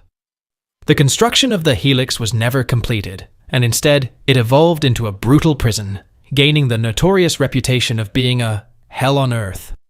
The unsettling journey of the Helix continued as it served as a homeless shelter and later transformed into a police headquarters site, laying the groundwork for its chilling role in history. This disturbing progression unfolded over time, leaving the Helix as a haunting reminder of how a seemingly ordinary construction project can take a sinister turn, ultimately becoming a symbol of the unforeseen twists that can shape the destiny of a building. The Helix's story stands as a stark reminder of the unpredictability of the paths that structures can take, concealing unexpected and disturbing narratives beneath their surfaces. Number 12. Simpsons and Coke. Zero are banned. Surprisingly, in Venezuela, The Simpsons show faced an unexpected ban in 2008, catching many fans off guard. The decision was likely influenced by concerns that the show's storylines were deemed too intense or inappropriate for the younger audience. A similar fate befell Coke Zero in 2009, as it was also prohibited in the country. The revelation that Coke Zero may not be as healthy as once believed added another layer to the ban. This raises an intriguing question. Is there a compounded penalty if someone is caught enjoying both the forbidden TV show and the soda simultaneously? While one might assume that the producers and sellers would bear the brunt of legal consequences, the ambiguity surrounding potential penalties for individuals engaging in these banned activities adds a curious twist to the situation. The ban on The Simpsons and Coke Zero in Venezuela not only reflects a cultural sensitivity, but also prompts further inquiry into the consequences faced by those daring enough to indulge in both restricted pleasures. Uruguay is one of South America's hidden gems. Often overshadowed by its larger neighbors, this small yet vibrant country has so much to offer. From stunning beaches and beautiful landscapes to a rich cultural heritage, Uruguay is a place that will surprise you at every turn. But what makes it truly special? Stick around as we uncover 10 surprising facts about Uruguay, including why it's known for having some of the hottest Latin women. 100% of Uruguay's electricity comes from renewable sources. One of the most unexpected and motivating aspects of Uruguay is that all of its electricity is generated from renewable sources. Yes, you heard correctly. Uruguay has bravely embraced sustainability in a world where fossil fuels continue to play a major role in the energy sector. In the year 2020, it is estimated that almost all of Uruguay's electricity, around 98–100%, came from renewable sources. And don't jump to conclusions that Uruguay may not consume a lot of electricity. Reconsider. This nation is one of the most electrified in the Southern Hemisphere, with an impressive 99.9% of households having electricity. You may be curious about what exactly fuels Uruguay's renewable sources. Wind and hydropower are the main sources, while solar and biomass also play a role in the overall energy mix. Imagine large wind farms elegantly rotating in the wind and powerful hydroelectric dams utilizing the energy of flowing water. It is truly impressive to see. Uruguay reached this milestone in under 10 years. We have less than a decade to become a dominant force in renewable energy. And can you believe it? It benefits both the environment and your finances. Expenses have decreased, which has made renewable energy more obtainable and cost-effective for everyone. If Uruguay can achieve such an impressive accomplishment, just think about the potential of other countries with some inspiration and determination. It is now the moment for countries around the globe to learn from Uruguay's approach and focus on sustainable energy options for a more environmentally friendly future. Number 3. Uruguay is the biggest consumer of beef in the world. Despite having a smaller population than Argentina, Uruguay is the leading country in the world for beef consumption per capita. Yes, what you heard is correct. When it comes to enjoying delicious beef, Uruguayans can outshine even Argentinians, pound for pound. It feels like a competitive feast in that place. Now, you may be curious, what is their hidden strategy? Imagine this scenario, an abundance of cows compared to the human population. Yes, you heard me right. Uruguay, similar to Argentina, Brazil, Australia, and New Zealand, also has an abundance of mooing cattle. Indeed, an astonishing 59.6% of Uruguay's territory is allocated for the purpose of sheep and cattle agriculture. It's essentially a country of grazers. It's not only about the figures. Culture is also a factor. Introducing the gaucho, the tough South American equivalent of the cowboy. In Uruguay, these famous characters are not merely remnants of history, they represent the country's long-standing cattle culture. Entering that place feels like being in a live-action Western film. The first country to legalize marijuana was Uruguay. Imagine this scenario. In 2013, Uruguay achieves a groundbreaking milestone by being the pioneer country to legalize marijuana for recreational purposes worldwide. Indeed, you heard correctly. The country known for tango and empanadas embarked on a courageous journey into unfamiliar territory. So, what exactly does this signify? In Uruguay, it is completely legal to grow, distribute, and use cannabis. Picture yourself walking through the streets, only to discover a world where cannabis culture is flourishing instead of coffee shops. Before you prepare your luggage and make your travel reservation, there's a drawback. While residents of Uruguay can cultivate up to 6 marijuana plants at home annually for personal consumption, tourists seeking to participate in this distinctive opportunity may encounter obstacles. At the moment, only citizens of Uruguay or residents with a license are allowed to buy cannabis from pharmacies. Apologies, travelers, we can't go on impromptu weed trips just yet. Now, allow me to sprinkle a bit of spice onto this captivating story. In my role as your reliable guide, I feel obligated to inform you that Uruguay's choice to legalize marijuana was not a haphazard decision. It was a meticulously planned action with the goals of decreasing crime, enhancing public health, and addressing the underground market. And can you believe it? It appears to be functioning properly. Reportedly, there has been a decrease in crime rates, and citizens of Uruguay now have access to safer, regulated cannabis products. Discuss a situation where both parties benefit. Number 6. Uruguay is the most expensive country in South America. You may be asking yourself, how can Uruguay, a comparatively small country, lay claim to this title? Let me explain it to you in simpler terms. According to multiple studies and reports, Uruguay ranks at the top in terms of the cost of living in South America. From paying for housing to daily costs, living here can be very expensive. For instance, consider the act of renting. Finding a place to live in Uruguay, particularly in its lively capital, Montevideo, is known to be an expensive task. The real estate industry in Uruguay is thriving, resulting in intense competition and high prices. Therefore, if you are a digital nomad or an expat seeking a budget-friendly location to live, you may want to reconsider moving to Uruguay. However, Uruguay may be expensive, but it provides an invaluable benefit, a wonderful quality of life. Uruguay is renowned for its breathtaking natural landscapes, extensive cultural legacy, and relaxed way of life that is difficult to surpass. From the pristine beaches to the charming colonial towns, there are numerous reasons why people decide to make Uruguay their home. Additionally, we should also consider the aspect of safety. Uruguay is consistently rated as one of the safest countries in Latin America, making it a popular choice for both families and retirees. Although Uruguay is known as the most costly country in South America, it offers a high standard of living, beautiful scenery, and a sense of safety that cannot be measured. Number 7. The land of the hottest Latin women. Uruguayan women stand out from the rest with their distinctive and captivating physical features, resembling a breeze of fresh air. Beginning with their captivating eyes, whether they shimmer in hues of rich brown or gleam in vibrant blue, they are portals to their innermost selves, brimming with intricacy and enigma. And now let's discuss their hair.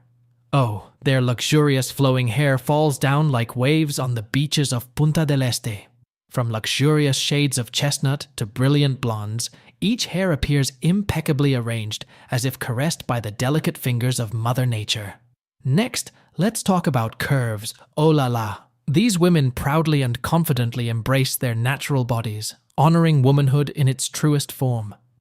Uruguayan women effortlessly exude sensuality with the perfect amount of curves in the appropriate places, all while preserving an air of elegance and sophistication. However, Uruguayan women are not only attractive, they also have a distinct combination of characteristics that adds to their charm.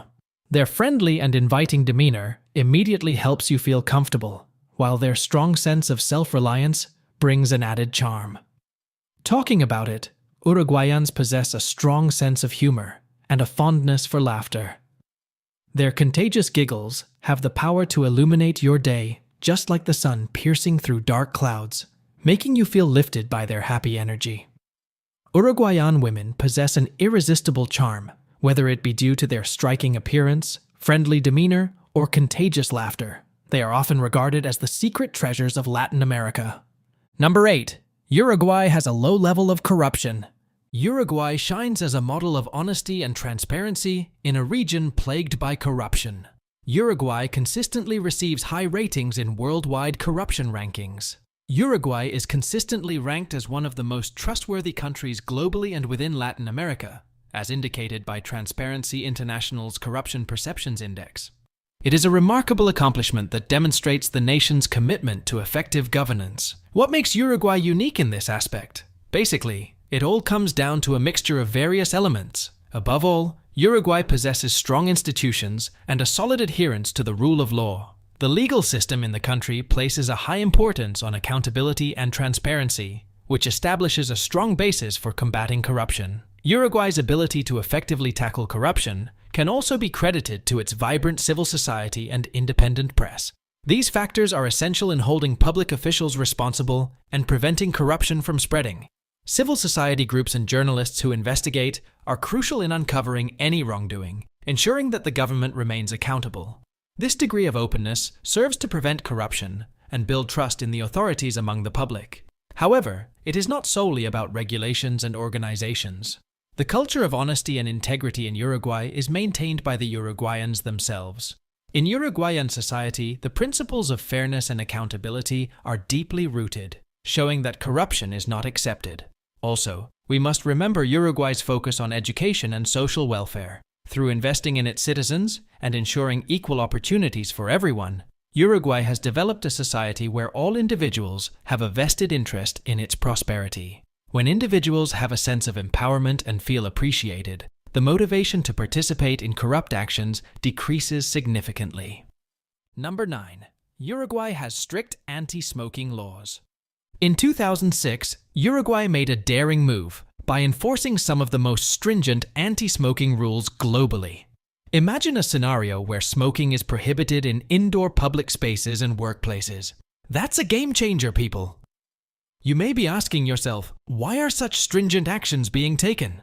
Uruguay was not merely making empty promises, they were committed to enhancing public health. And can you believe it? It was successful. These preventative measures resulted in a noteworthy decrease in smoking prevalence nationwide. Were you aware that Uruguay was the initial nation to mandate graphic warning signs on cigarette packaging? Yes, they didn't restrain themselves. These labels serve as a reminder to smokers of the harsh reality of using tobacco, acting as a wake-up call. Now, you may be pondering, however, what about the rights of smokers? Uruguay's strategy effectively blended the protection of public health with respect for individual liberties. They offered assistance to those wanting to quit smoking and established specific smoking zones to cater to all individuals, but also in the forefront in public health. Uruguay's focus on the welfare of its people serves as a role model for other countries worldwide. Number 10. Uruguay has a high literacy rate. You may be asking yourself, what is the mystery behind this amazing accomplishment? In essence, my friends, everything comes down to just one word: education. In Uruguay, education is not only significant but also highly valued. In Montevideo's vibrant streets and the tranquil countryside, a strong appreciation for education is evident. Imagine this: lively classrooms packed with enthusiastic students, dedicated educators motivating the future, and a syllabus created to foster mental development. That is how education looks like in Uruguay. And I must say, it's creating a buzz. Wait a minute, let's consider this in context. Uruguay stands out as a beacon of hope in an area where educational disparities are frequently significant. With the vast majority of the population possessing the ability to read and write, the nation is setting the stage for a more promising tomorrow, one book at a time. In addition to its high literacy rate, Uruguay is rich in culture, history, and natural beauty. From the famous carnival festivities to the stunning scenery of Punta del Este, there is something in this magical country for every taste. Therefore, what is the main point or lesson to be learned from this situation? My friends, always remember the immense influence of education. In Uruguay, the focus is not solely on literacy, but on unleashing potential, promoting creativity, and shaping a better future. Chile, a country defined by its narrow, elongated shape, stretches over an incredible variety of landscapes and climates. From the driest desert in the world to the frozen expanses of Patagonia, Chile offers a diversity and uniqueness that is unmatched. In this exploration, we will delve into 15 fascinating aspects that make Chile stand out as one of the most unusual countries on Earth. 1. The longest country in the world. Chile's distinctive geographical layout makes it the longest country in the world, extending over 4,300 kilometers, 2,670 miles, from north to south. This impressive length means that the country spans a wide range of latitudes, resulting in a variety of climates and ecosystems. Despite its length, Chile is only about 177 kilometers, 110 miles, wide on average, creating a unique challenge for travel and infrastructure. The country's elongated shape means that it covers an array of environments, from the arid north to the icy south. This diversity is reflected not only in its landscapes, but also in its culture, as different regions have developed distinct traditions and lifestyles. Traveling the length of Chile is like traversing multiple countries, each with its own character and climate. 2. Home to the Atacama Desert. Located in northern Chile, the Atacama Desert is the driest non-polar desert on the planet. Some weather stations in the Atacama have never recorded rainfall, and certain regions may go decades without a single drop. The landscape here is stark and surreal, characterized by vast salt flats, active geysers, and vibrant mineral deposits. The Atacama's dry conditions are due to a combination of factors, including the cold Humboldt Current and the high-pressure systems that dominate the region. These factors prevent moisture from reaching the area, creating an extremely arid environment. Despite this, the desert is home to a surprising amount of life, including unique flora and fauna adapted to the harsh conditions. Moreover, the Atacama is a haven for astronomers. The clear, dry air provides some of the best conditions for stargazing and astronomical observations. Major observatories like the European Southern Observatory's Very Large Telescope, VLT, are located here, taking advantage of the region's unparalleled clarity for observing the cosmos. 3. Diverse climate zones. Chile's vast length means it encompasses a range of climate zones, making it one of the most climatically diverse countries in the world. From the arid Atacama Desert in the north, with its extreme dryness, to the Mediterranean climate of the central regions, where Santiago, the capital, is located, and the temperate rainforests of the south, Chile offers a journey through different weather patterns and landscapes. The central region, with its mild Mediterranean climate, is ideal for agriculture, particularly wine production. The fertile valleys produce some of the best wines in the world, with a variety of grape types flourishing in the region's unique climate. This area is also home to bustling cities and a rich cultural scene, making it a vibrant hub of activity. In the south, the climate becomes cooler and wetter, with dense temperate rainforests and fjords reminiscent of those found in Norway. This region is known for its stunning natural beauty and biodiversity, including ancient tree species and unique wildlife. The transition from desert to rainforest, all within one country, is a testament to Chile's incredible geographic and climatic diversity. 4. Easter Island's mysterious Moai. Easter Island, also known as Rapa Nui, is one of the most isolated inhabited islands in the world, situated approximately 3,700 kilometers, 2,300 miles, off the coast of Chile. The island is renowned for its mysterious Moai statues, giant stone figures carved by the Rapa Nui people between the 13th and 16th centuries. These statues, some of which are over 10 meters, 33 feet, tall and weigh up to 86 tons, are a significant archaeological and cultural treasure. The Moai statues are believed to represent ancestors or important figures in the Rapa Nui society. The process of carving and transporting these massive statues from the quarry to various locations around the island remains a topic of fascination and debate among archaeologists. Theories suggest that the Rapa Nui used a combination of wooden sleds, ropes, and human labor to move the statues, but the exact methods are still not fully understood. Easter Island's isolation and unique cultural heritage have made it a UNESCO World Heritage Site. The island's history is also marked by environmental challenges, such as deforestation and resource depletion, which contributed to the decline of the Rapa Nui civilization.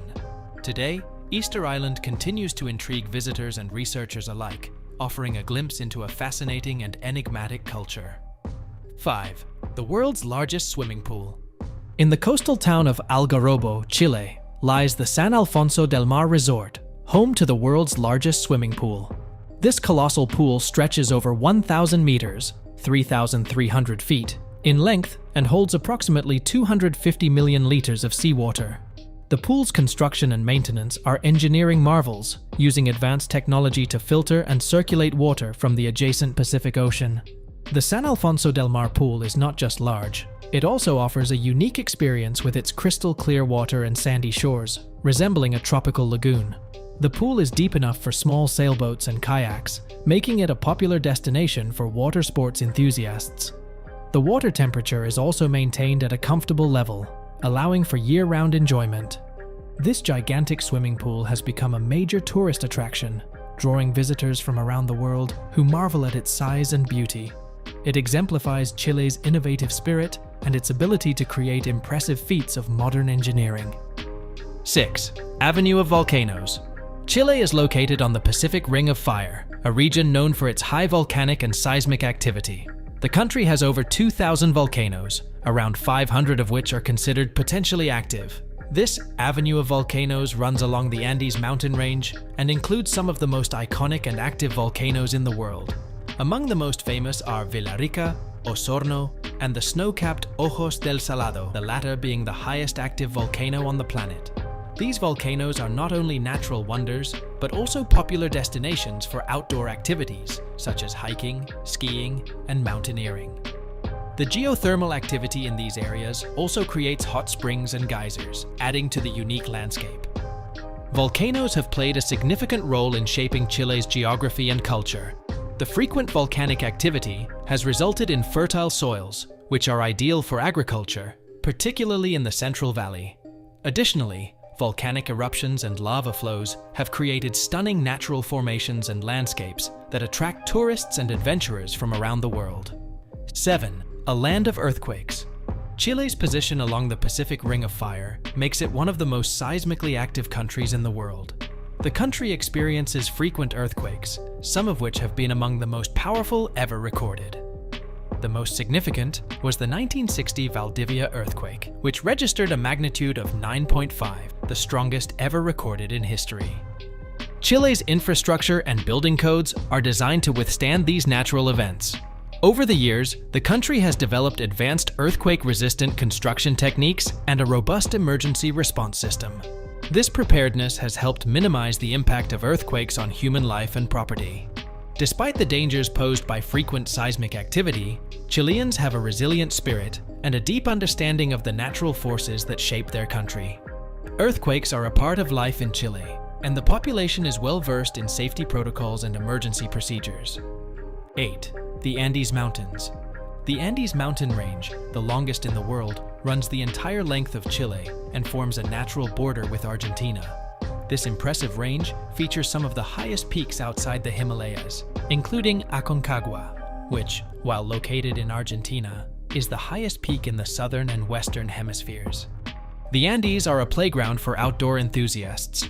In winter, the mountains become a hub for skiing and snowboarding, with resorts like Portillo and Valle Nevado offering world-class facilities. During the summer, the Andes attract hikers, climbers, and nature lovers who come to explore the stunning landscapes, including glaciers, high-altitude lakes, and unique flora and fauna. The mountains also hold cultural significance for the indigenous peoples of the region. The Andes have been a source of inspiration and reverence, and many ancient cultures have myths and legends associated with these majestic peaks. The range's diverse ecosystems and climatic zones provide a habitat for a wide variety of species, some of which are found nowhere else on Earth. 9. Penguins in Patagonia. While penguins are typically associated with Antarctica, several species can be found in Chile, particularly in the southern regions of Patagonia and the coastal areas of the Humboldt Current. The most common species include the Magellanic and Humboldt penguins, which can be seen along the coasts and in protected areas. One of the most famous penguin colonies is located on Magdalena Island in the Strait of Magellan, where thousands of Magellanic penguins nest each year. Visitors can take boat tours to observe these charming birds in their natural habitat, watching them waddle along the shores and dive into the ocean. In addition to penguins, the southern regions of Chile are home to a rich diversity of wildlife, including sea lions, dolphins, and various bird species. The cold, nutrient-rich waters of the Humboldt Current support a vibrant marine ecosystem, making the region an excellent destination for wildlife enthusiasts. 10. Unique wine regions. Chile is one of the world's leading wine producers, known for its high-quality wines and unique grape varieties. The country's diverse climate and geography create ideal conditions for viticulture, with vineyards thriving in regions from the arid north to the cooler, wetter south.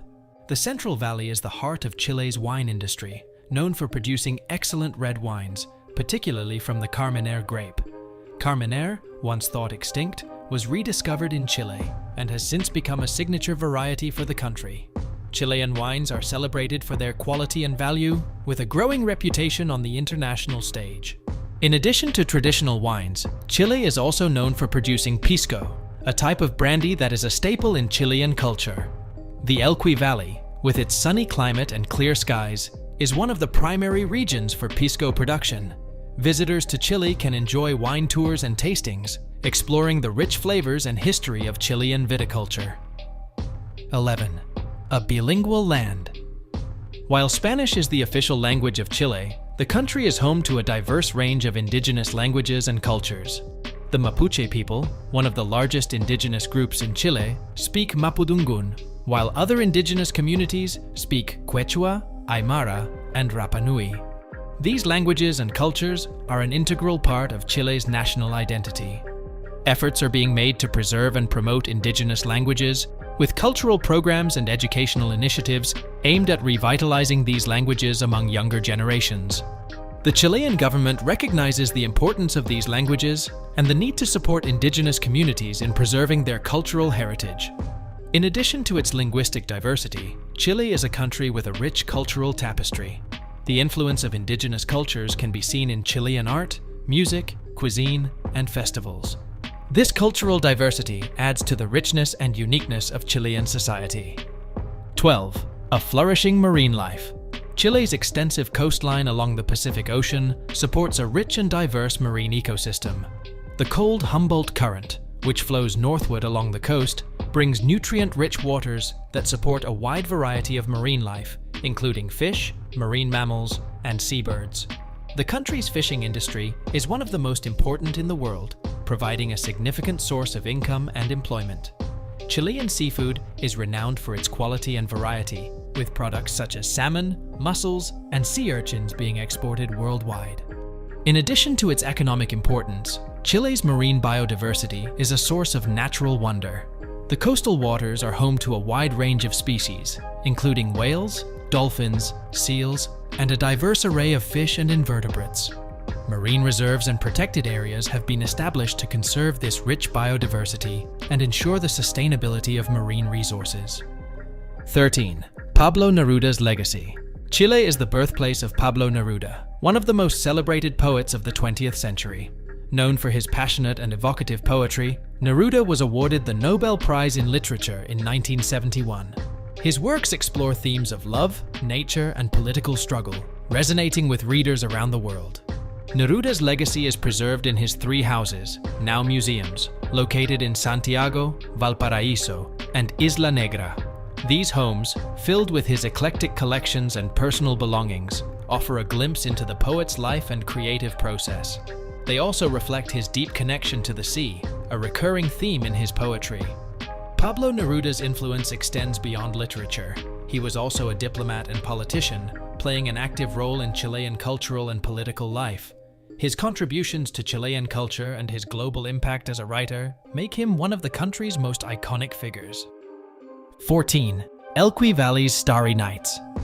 The Elqui Valley, located in northern Chile, is renowned for its clear, dark skies, making it one of the best places in the world for stargazing.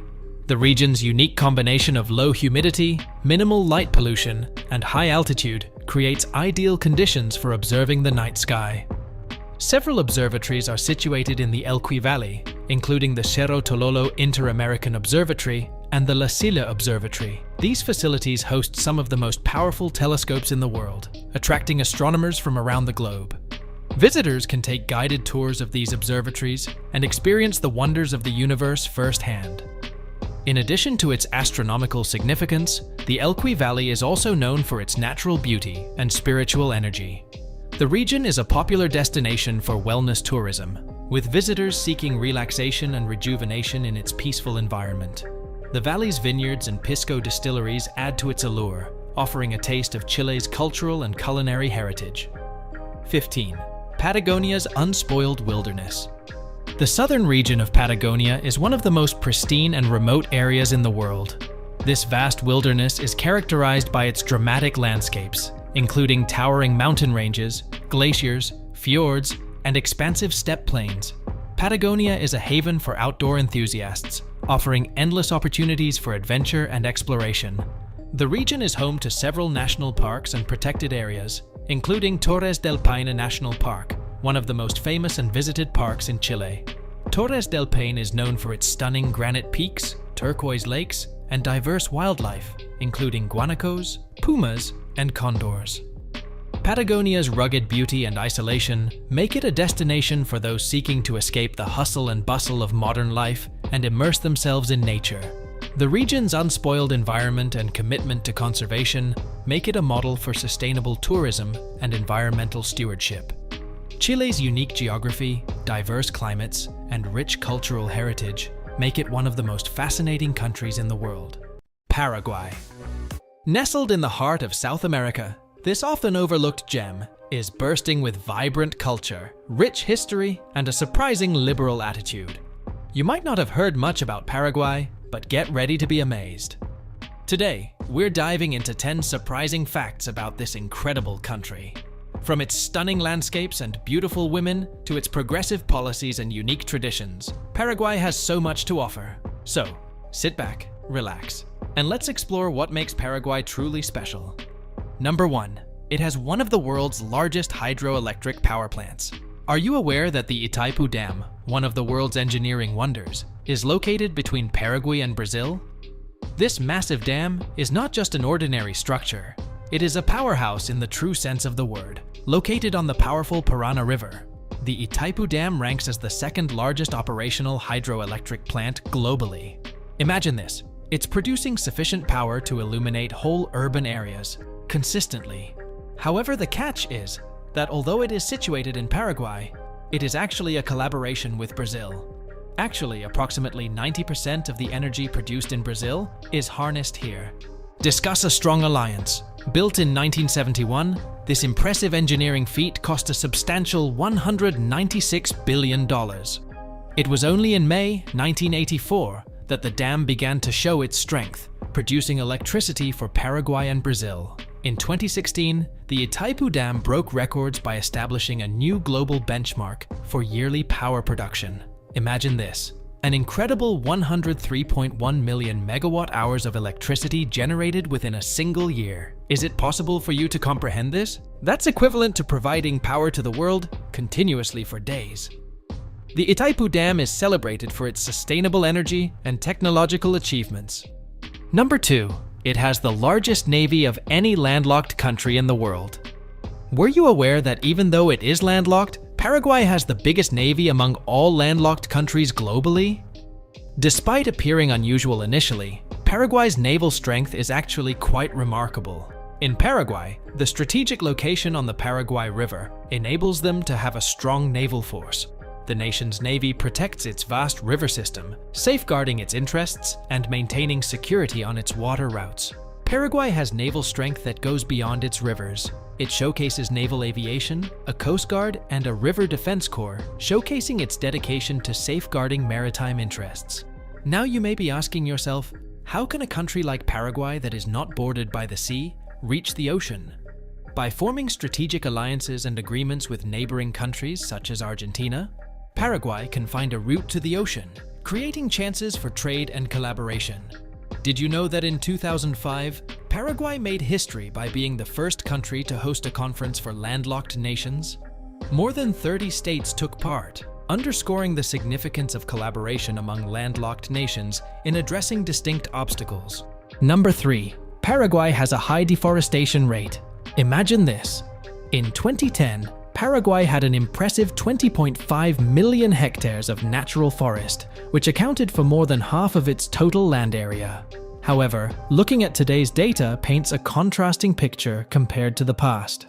From 2001 to 2022, Paraguay saw a significant loss of 6.77 million hectares of tree cover. That represents an astonishing reduction of 28% in forest area. So, what is responsible for this concerning rate of deforestation? You may be surprised by it. The cultivation of marijuana is the primary reason for the deforestation in Paraguay. Illegal cannabis plantations are causing significant damage to the valuable forests of Paraguay. These covert activities involve clearing large areas of land, destroying habitats, and interrupting ecosystems. And the results are severe. We are not only depleting precious biodiversity, but also adding to the problem of climate change. Do not be afraid, as the Paraguayan government is not just standing around doing nothing. Oops, they are implementing measures to address this problem directly. One tactic they use is to clamp down on illicit marijuana farming and confiscate plants to stop more deforestation. It's a challenging fight, but it's one that Paraguay is committed to coming out as the victor.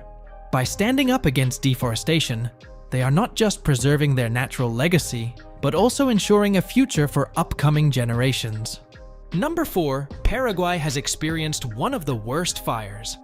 Imagine this. In 2004, Asunción, the capital city of Paraguay, the Huicuabolano supermarket is filled with customers who are not aware of the impending tragedy.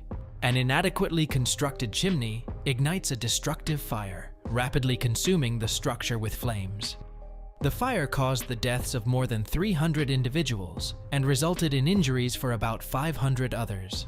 It serves as a poignant indication of the significance of safety regulations and construction guidelines.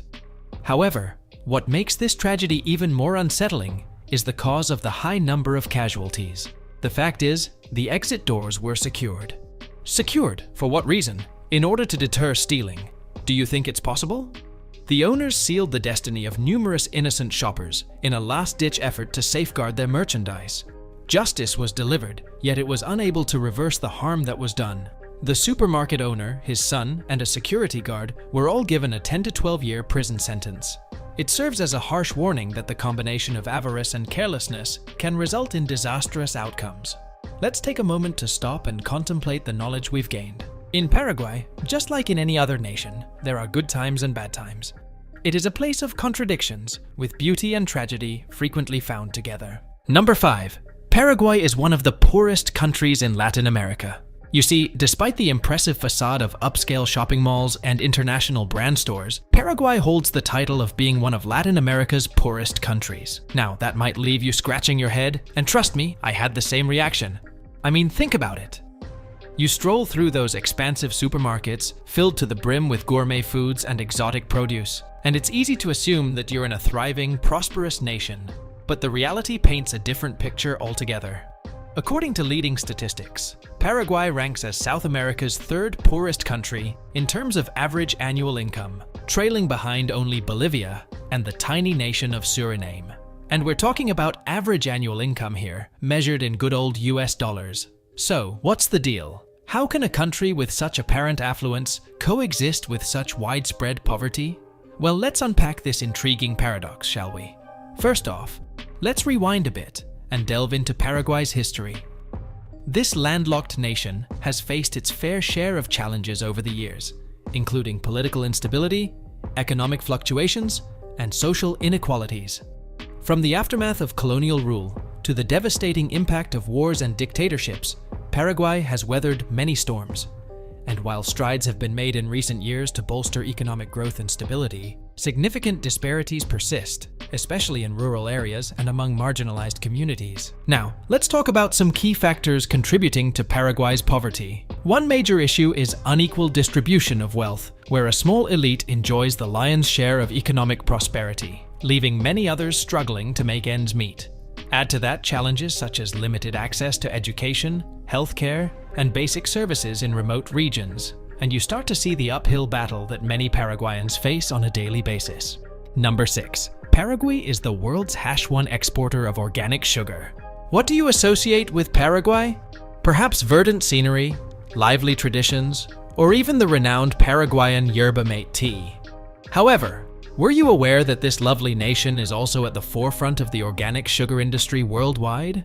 Paraguay's economy is heavily dependent on agriculture, and they are very serious about it. Imagine never-ending expanses of soybeans, swaying sugarcane, and golden cornfields that seem to go on forever. This is a perfect place for farmers. Paraguay stands out in the realm of organic sugar production. Although there are many countries that make sugar, Paraguay is recognized as the top exporter of organic sugar globally. Yes, that's correct. Let's analyze it. Paraguay's rich soils and dedication to eco-friendly farming methods create an ideal environment for producing organic sugar. And you know what? They're not just experimenting with it, they're completely controlling the market. What is the fuss over organic sugar all about? To begin with, it's all about being pure. There are no artificial pesticides or chemicals in this place, people. Organic sugar from Paraguay is completely natural, going directly from the ground to your dining table. And I must say, the flavor? Oh, it's something different. The coffee has rich flavors of caramel with a touch of molasses sweetness, similar to nature's candy when added to a cup of coffee or dessert. However, it isn't solely about the flavor. Opting for organic sugar supports sustainable agriculture and protects the environment for generations to come. Paraguay is in the forefront, demonstrating a model for others to emulate on a global scale. Number 7. Paraguay is a major international supplier of electricity, power. The incredible Itaipu Dam and hydroelectric plant is a brilliant example of engineering collaboration between Paraguay and Brazil. This immense building spans across the Paraná River, representing the collaboration between both countries. However, the surprising fact is that although Brazil consumes the majority of the generated power, Paraguay, despite having a smaller population, is unable to use its entire 50% allotment. How should one utilize all of that surplus energy? Access the Yacyretá Dam, another electricity-producing structure situated downstream along the Paraná River and adjoining Argentina. Producing an impressive 3,100 megawatts of power, it's similar to Paraguay's second portion of energy abundance. Can you imagine? Paraguay also doesn't require all that electricity. Therefore, what is the resolution? Initiate the groundbreaking partnerships among these countries. Paraguay makes agreements with Brazil and Argentina to distribute its excess electricity. Paraguay benefits financially, while its neighboring countries secure a dependable energy source. And can you believe it? Paraguay is not just testing the waters in the global energy market. It is causing a stir. Paraguay was one of the leading electricity exporting countries in the world in 2020, earning an incredible $1.73 billion. Discuss power dynamics. But be prepared for a surprise, because the story doesn't stop there. Skipping ahead to 2021, there has been a change in the worldwide electricity situation. Despite Paraguay's significant role, other nations have excelled in exports, causing Paraguay to fall to the 11th position. However, do not worry. Paraguay continues to hold a noteworthy portion, accounting for 2.6% of the overall worldwide exports. Number 8. Paraguay has huge world-class supermarkets and shopping malls. It may come as a surprise, but Paraguay boasts some of the most remarkable shopping opportunities globally. No, I don't mean the usual neighborhood convenience store. We're discussing top-notch supermalls and supermarkets that will impress you. With its flourishing free trade zones, Paraguay is home to large, world-class shopping malls in every major city. Picture walking through hallways decorated with beautiful architecture, with access to all the top international brand and designer stores. Galleria Mall is considered a crown jewel in the capital city. Imagine this. When you get closer, you are welcomed by a vibrant forest garden that includes rivers, cascades, and raised pathways. It feels as though you are entering a tropical haven. 2 outdoor restaurants are hidden behind the thick vegetation. Picture yourself eating while surrounded by chirping birds, fluttering butterflies, and the calming noise of trickling water. It's a unique sensory experience like no other. And we must also remember the grocery stores. These grocery stops are not ordinary. Supermarkets in Paraguay are comparable to the high-end, gourmet supermarkets in the USA. Number 9. Paraguay has an important free trade zone. Free trade zones, known as FTZs, function as strong economic centers where nations allow the exchange of products and services with reduced tax burdens. Consider them to be busy centers of trade, where companies prosper and economies grow. And you know what? Paraguay has not just one, but 2 of these important areas. You may be wondering, so what? Aren't FTZs common all over the place? Yes, that's true, but the twist is that even though Paraguay's FTZs are not the largest, they have significant importance. Despite the presence of 5,400 FTZs worldwide, Paraguay's zones stand out, located comfortably near the borders of Brazil and Argentina. What is our primary destination?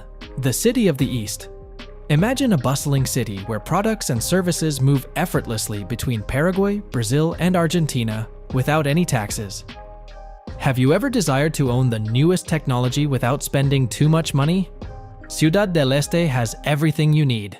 It is a popular destination for duty-free electronic products, featuring well-known brands like Samsung, Acer, Microsoft, and more. Besides electronics, there are other things that make Ciudad del Este a paradise for shoppers. Consider any leading global brand in clothing, footwear, sports equipment, home furnishings, and even gourmet food. You'll discover a plethora of options available. It's as if the most popular brands in the world came together in this obscure area of Paraguay. Paraguay offers a surprising shopping experience, with supermarkets filled with gourmet items from worldwide, and malls showcasing the newest fashion trends. Number 10. Paraguay has lost up to half the men in its history. Were you aware that Paraguay, a tiny landlocked nation in South America, has encountered some of the most significant hurdles in its past? A remarkable fact about Paraguay is the War of the Triple Alliance conflict. In the late 1800s, Paraguay was involved in a destructive war with Argentina, Brazil, and Uruguay. Under the strong leadership of Francisco Solano Lopez, Paraguay fiercely defended its sovereignty and fought for independence. Sadly, this conflict resulted in a significant expense. The dispute led to Paraguay suffering unimaginable losses. The impact on the country's men was especially overwhelming.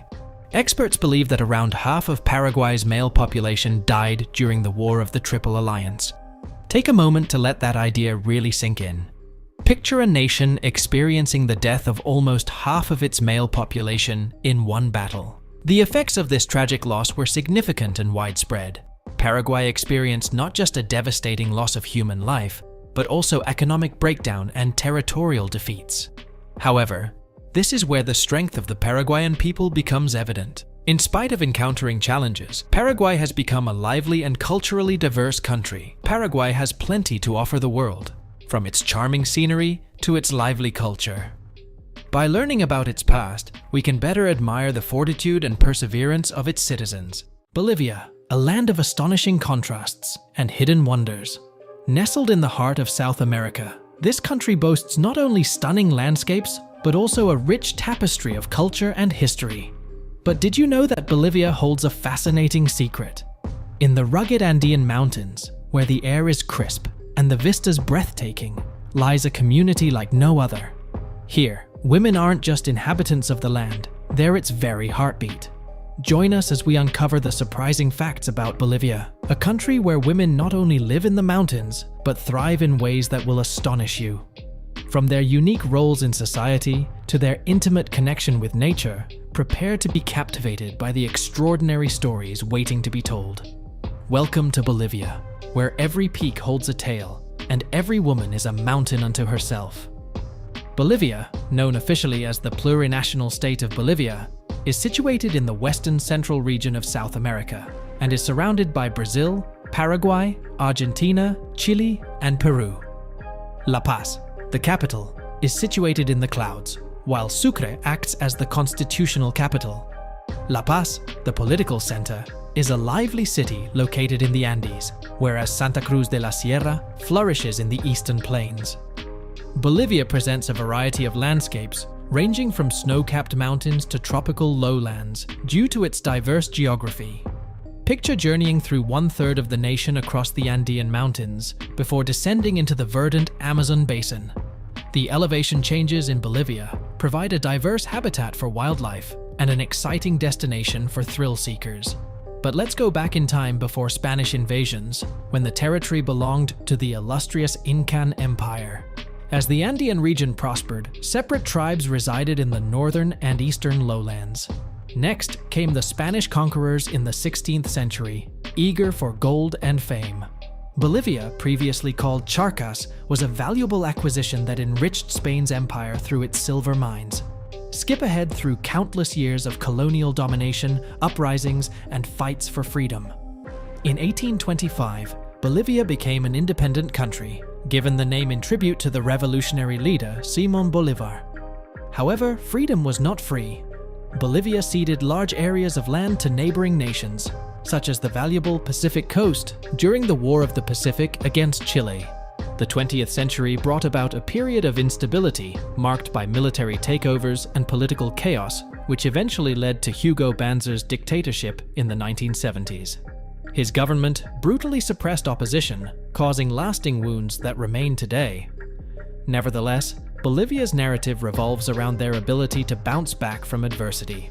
Bolivia's inaugural indigenous president, Evo Morales, assumed office in 2006, initiating a phase of economic expansion and steadiness. Currently, Bolivia takes pride in being a part of the global community, effectively managing global political challenges and utilizing its abundant natural resources for progress. Bolivia's economy is thriving, with growth seen in both agriculture and mining sectors. Its abundance of geological resources such as tin, silver, lithium, and copper support various industries and stimulate innovation. However, despite advancements, obstacles still persist.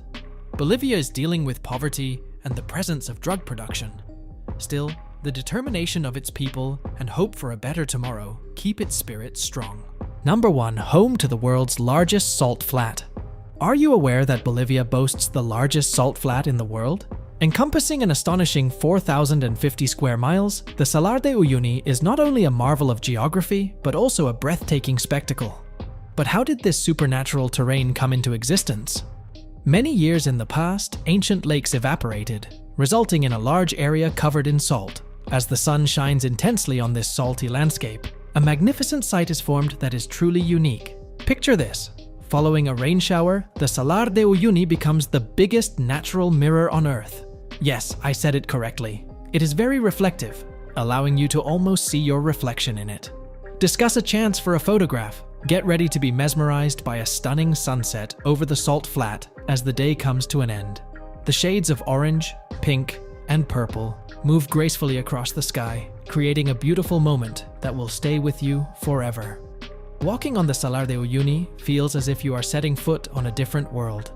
The immense size of this natural marvel will astound you, and you will be overwhelmed by a feeling of humility in front of the majesty of Mother Nature.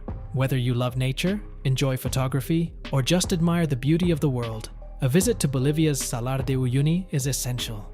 It is a location where dreams come true, memories are formed, and the marvels of nature constantly astonish. Number 2. Bolivia has a navy, but it's a landlocked country. Bolivia is located in the center of South America and is bordered by its neighboring countries: Brazil, Argentina, Paraguay, Chile, and Peru.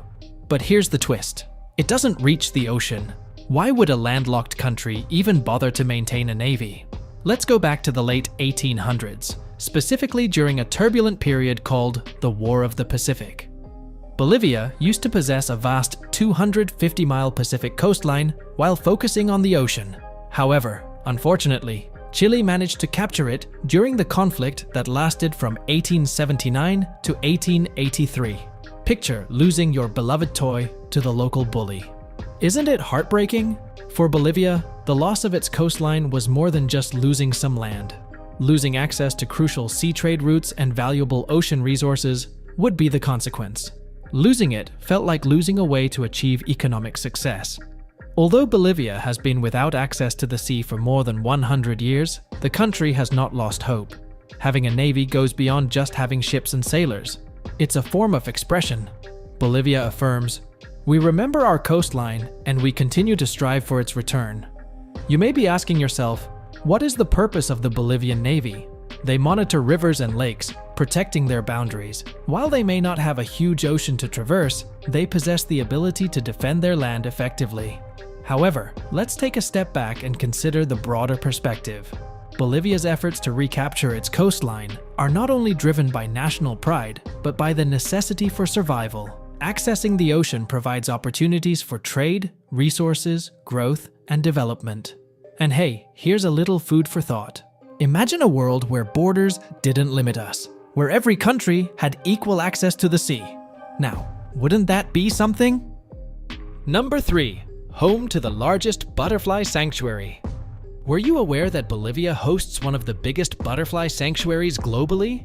Located in downtown Santa Cruz, Bolivia, is the stunning Güembe Biocenter, where the most beautiful creatures of nature are showcased. Enter this enchanted refuge, where you will be welcomed by a variety of colors as numerous butterflies flutter around you.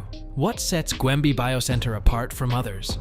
The stunning beauty of these winged creatures is not the only thing that impresses, but also the remarkable commitment of the biologists working behind the scenes. At Güembe, a group of experienced experts has perfected the skill of breeding and producing butterflies. Thanks to the expert attention from the staff, Güembe's butterfly farm showcases an outstanding collection of 52 species that are native to the area. From the well-known morpho butterflies to the hard-to-find Heliconius, every species is important in Bolivia's diverse ecosystem. However, Güembe Biocenter marks the start of Bolivia's butterfly journey. Throughout the nation, there are numerous refuges devoted to these fragile beings. Whether you're exploring the dense forests of Ambaro National Park or strolling through the peaceful gardens of Samaipata, Bolivia provides countless chances to see butterflies up close. Number 4. Pink dolphins of the Amazon. Introducing Bolivia's unique river dolphin, known for its gorgeous grayish-pink color that makes it stand out from other dolphins. But wait a minute, people. This shade doesn't come from eating seafood like our vibrant flamingo pals. Oh no, these dolphins have a more eccentric story to share. Studies indicate that these happy dolphins begin as a simple gray color, but transition to a pink hue as they age due to, believe it or not, scar tissue. Yes, you heard correctly. It appears that these playful creatures acquire their pink color from playing rough and having disputes with their friends. And can you guess? Similar to certain people, the males appear to be the most boisterous, wearing the most vibrant pink sunglasses. However, the catch is that these special dolphins can only be found here in Bolivia. Yes, they offer a unique membership that is only available in the Amazon waters of Bolivia. If you've ever fantasized about spotting pink dolphins in their natural habitat, now you know where to find them.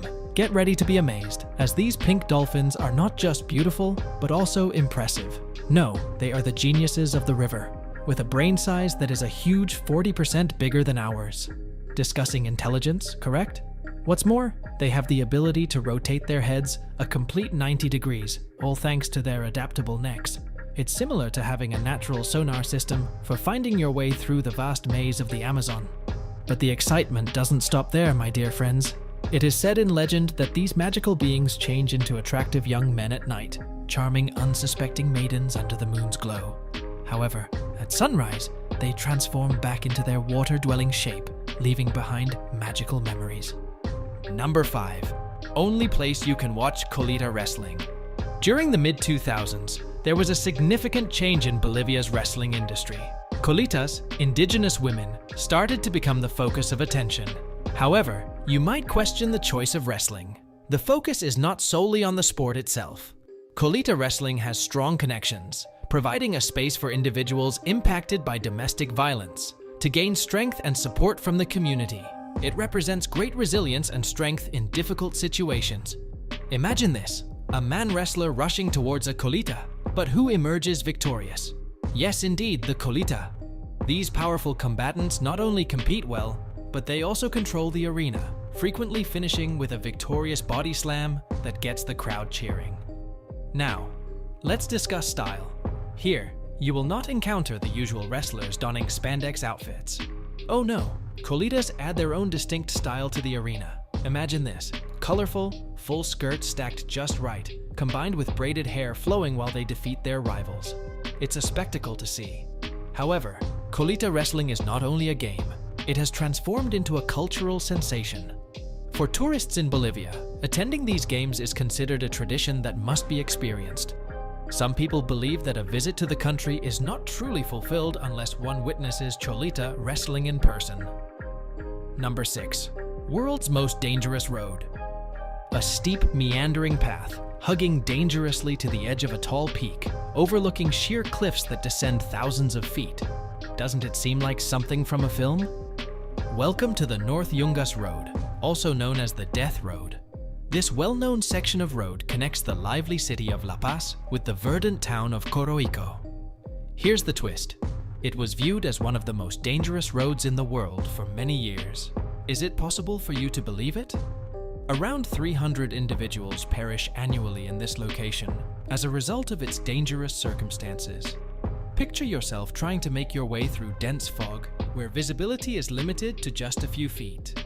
Add to that mix tight lanes, abrupt corners, and a noticeable absence of safety barriers, and you have a formula for a catastrophic situation.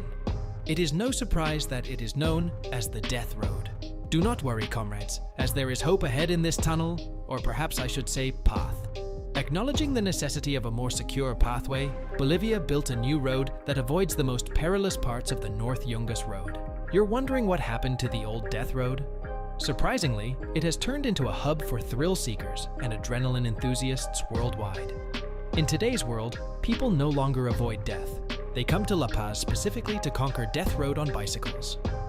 Whether you're an experienced rider or seeking an exciting journey, biking along this famous trail offers a unique adventure. And the most exciting part is that you not only get to enjoy the stunning scenery of Bolivia's challenging terrain, but also boast to your friends about conquering Death Road. Now that's what you call an icebreaker. Number 7. One of the world's wildest carnival parties. When you think about carnival, Brazil likely comes to your mind. Get ready to be amazed, because the Oruro Carnival in Bolivia is going to leave you speechless. Imagine a festivity that has been ongoing for more than 2,000 years, acknowledged by UNESCO as a masterpiece of the oral and intangible heritage of humanity. The celebrations focus on a holy journey to the Shrine of the Tunnel, where more than 48 traditional dance groups gather every Saturday during the festival. It feels like being swept off your feet by a captivating blend of colors and rhythms. Marching bands battle for victory, actors captivate crowds with olden mystery plays, and musicians spread lively rhythms that will keep you dancing until sunrise. Picture a scene with more than 28,000 dancers, approximately 10,000 musicians across 150 bands, and a staggering 400,000 guests, all taking up 4 miles filled with pure exhilaration. Furthermore, the Oruro Carnival goes beyond being simply a celebration. It serves as a grand display of Bolivia's diverse cultural legacy and customary practices. It combines native traditions, historical impacts, and contemporary celebrations that will astound you. Number 8. Bolivia's native women and the mountains. Introducing the Colitas, a collective of native women reshaping the narrative in the world of mountain climbing. Historically, men have typically dominated this rough landscape, but these exceptional women are now shattering boundaries and conquering mountains exceeding 6,000 meters in height. And what is really surprising, they are wearing their classic skirts while doing it. Alicia Quispe is one of these pioneers. She began cooking for foreign mountain climbing expeditions, but was motivated to start climbing herself. Now, she is not just climbing mountains, but also inspiring other women to achieve the same. Picture this, Alicia Quispe reaching the summit of the immense Huayna Potosi, a 6,088-meter behemoth in the Andes, located slightly above La Paz, Bolivia's capital city. What is the content of her message? Other women are motivated to ascend mountains. They observe us scaling heights in our skirts and wonder why they can't do the same. However, their journey does not end at that point. What is the next item on their list? The major obstacle of the tallest mountain in Latin America. Aconcagua, located in Argentina, towering at an impressive height of 6,961 meters.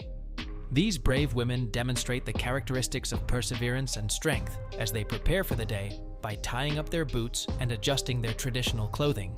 Their expedition is not solely focused on reaching mountain tops. It's also about breaking down cliches and demonstrating that anyone, no matter their gender or background, can achieve incredible goals. Number 9. Home to the world's highest beer spa. Located in the center of La Paz, Bolivia, is a sanctuary for tourists looking for a distinctive spa experience that can't be found anywhere else. Come to the Adventure Brew Hostel, where you can experience the world's highest beer spa. Now, you may be curious about what a beer spa actually is. Imagine this: 2 charming old hot tubs, each with brick chimneys, surrounded by a rural environment. However, the difference is that instead of using regular water, the tubs are filled with a delightful blend of beer and water. The tubs are filled with water heated through traditional means, as wood burns below, enhancing the rustic appeal of the experience. Remo Baptista, the innovative spa's creator, was inspired to come up with the idea because there was excess beer from the Saya Beer Brewery. And how could we make the most of that excess than by designing a unique spa experience? However, it is not only about being relaxed. Oh dear, soaking in a beer spa has real health advantages. The mixture of beer and warm water is beneficial for both the body and mind, from revitalizing the skin to relieving muscle tension. Now, this is the most exciting part. Customers can take advantage of this one-of-a-kind spa experience at no cost when they buy a pitcher of beer. Indeed, that's correct. Enjoy a tasty regional beer while relaxing in the highest beer spa on the planet. Number 10. Only Bolivianite. Ametrine. Mine in the world. Have you ever been acquainted with Bolivianite? Get ready for an exciting journey as we dive into this unique and beautiful gemstone that has garnered the attention of both royals and famous people. Bolivianite, also commonly referred to as ametrine, is far from being a typical gemstone. It is a rare quartz variety with a mesmerizing mix of purple and yellow colors. But here's the catch. It can only be found in highly specific and extreme circumstances, making it extremely uncommon. Where can we locate this exceptional jewel? No one but Bolivia, a stunning country. Located in the province of Santa Cruz is the Anahy mine, which is the sole known location of ametrine worldwide. Imagine this: rough terrains, difficult landscapes, and the search for concealed treasures. This is the truth for miners working at the Anahy mine, as they discover these beautiful Bolivianite crystals from the depths of the earth. Famous figures such as Princess Michiko of Japan, Queen Sofia of Spain, and the skilled Salma Hayek have all been seen wearing jewelry embellished with ametrine. Gazing at the beauty and rarity of this exquisite gem in my hand leaves me filled with wonder. It really shows the beauty of nature and the talented craftsmanship of those who mine and fashion these valuable gems. There you go, everyone. The world's only Bolivianite, ametrine mine, is just one of Bolivia's many amazing gems. Thank you for joining us on this journey through Latin America, a region filled with beauty, culture, and adventure. We hope this exploration has inspired you to discover more of what this amazing part of the world has to offer. Until next time, keep exploring and stay curious.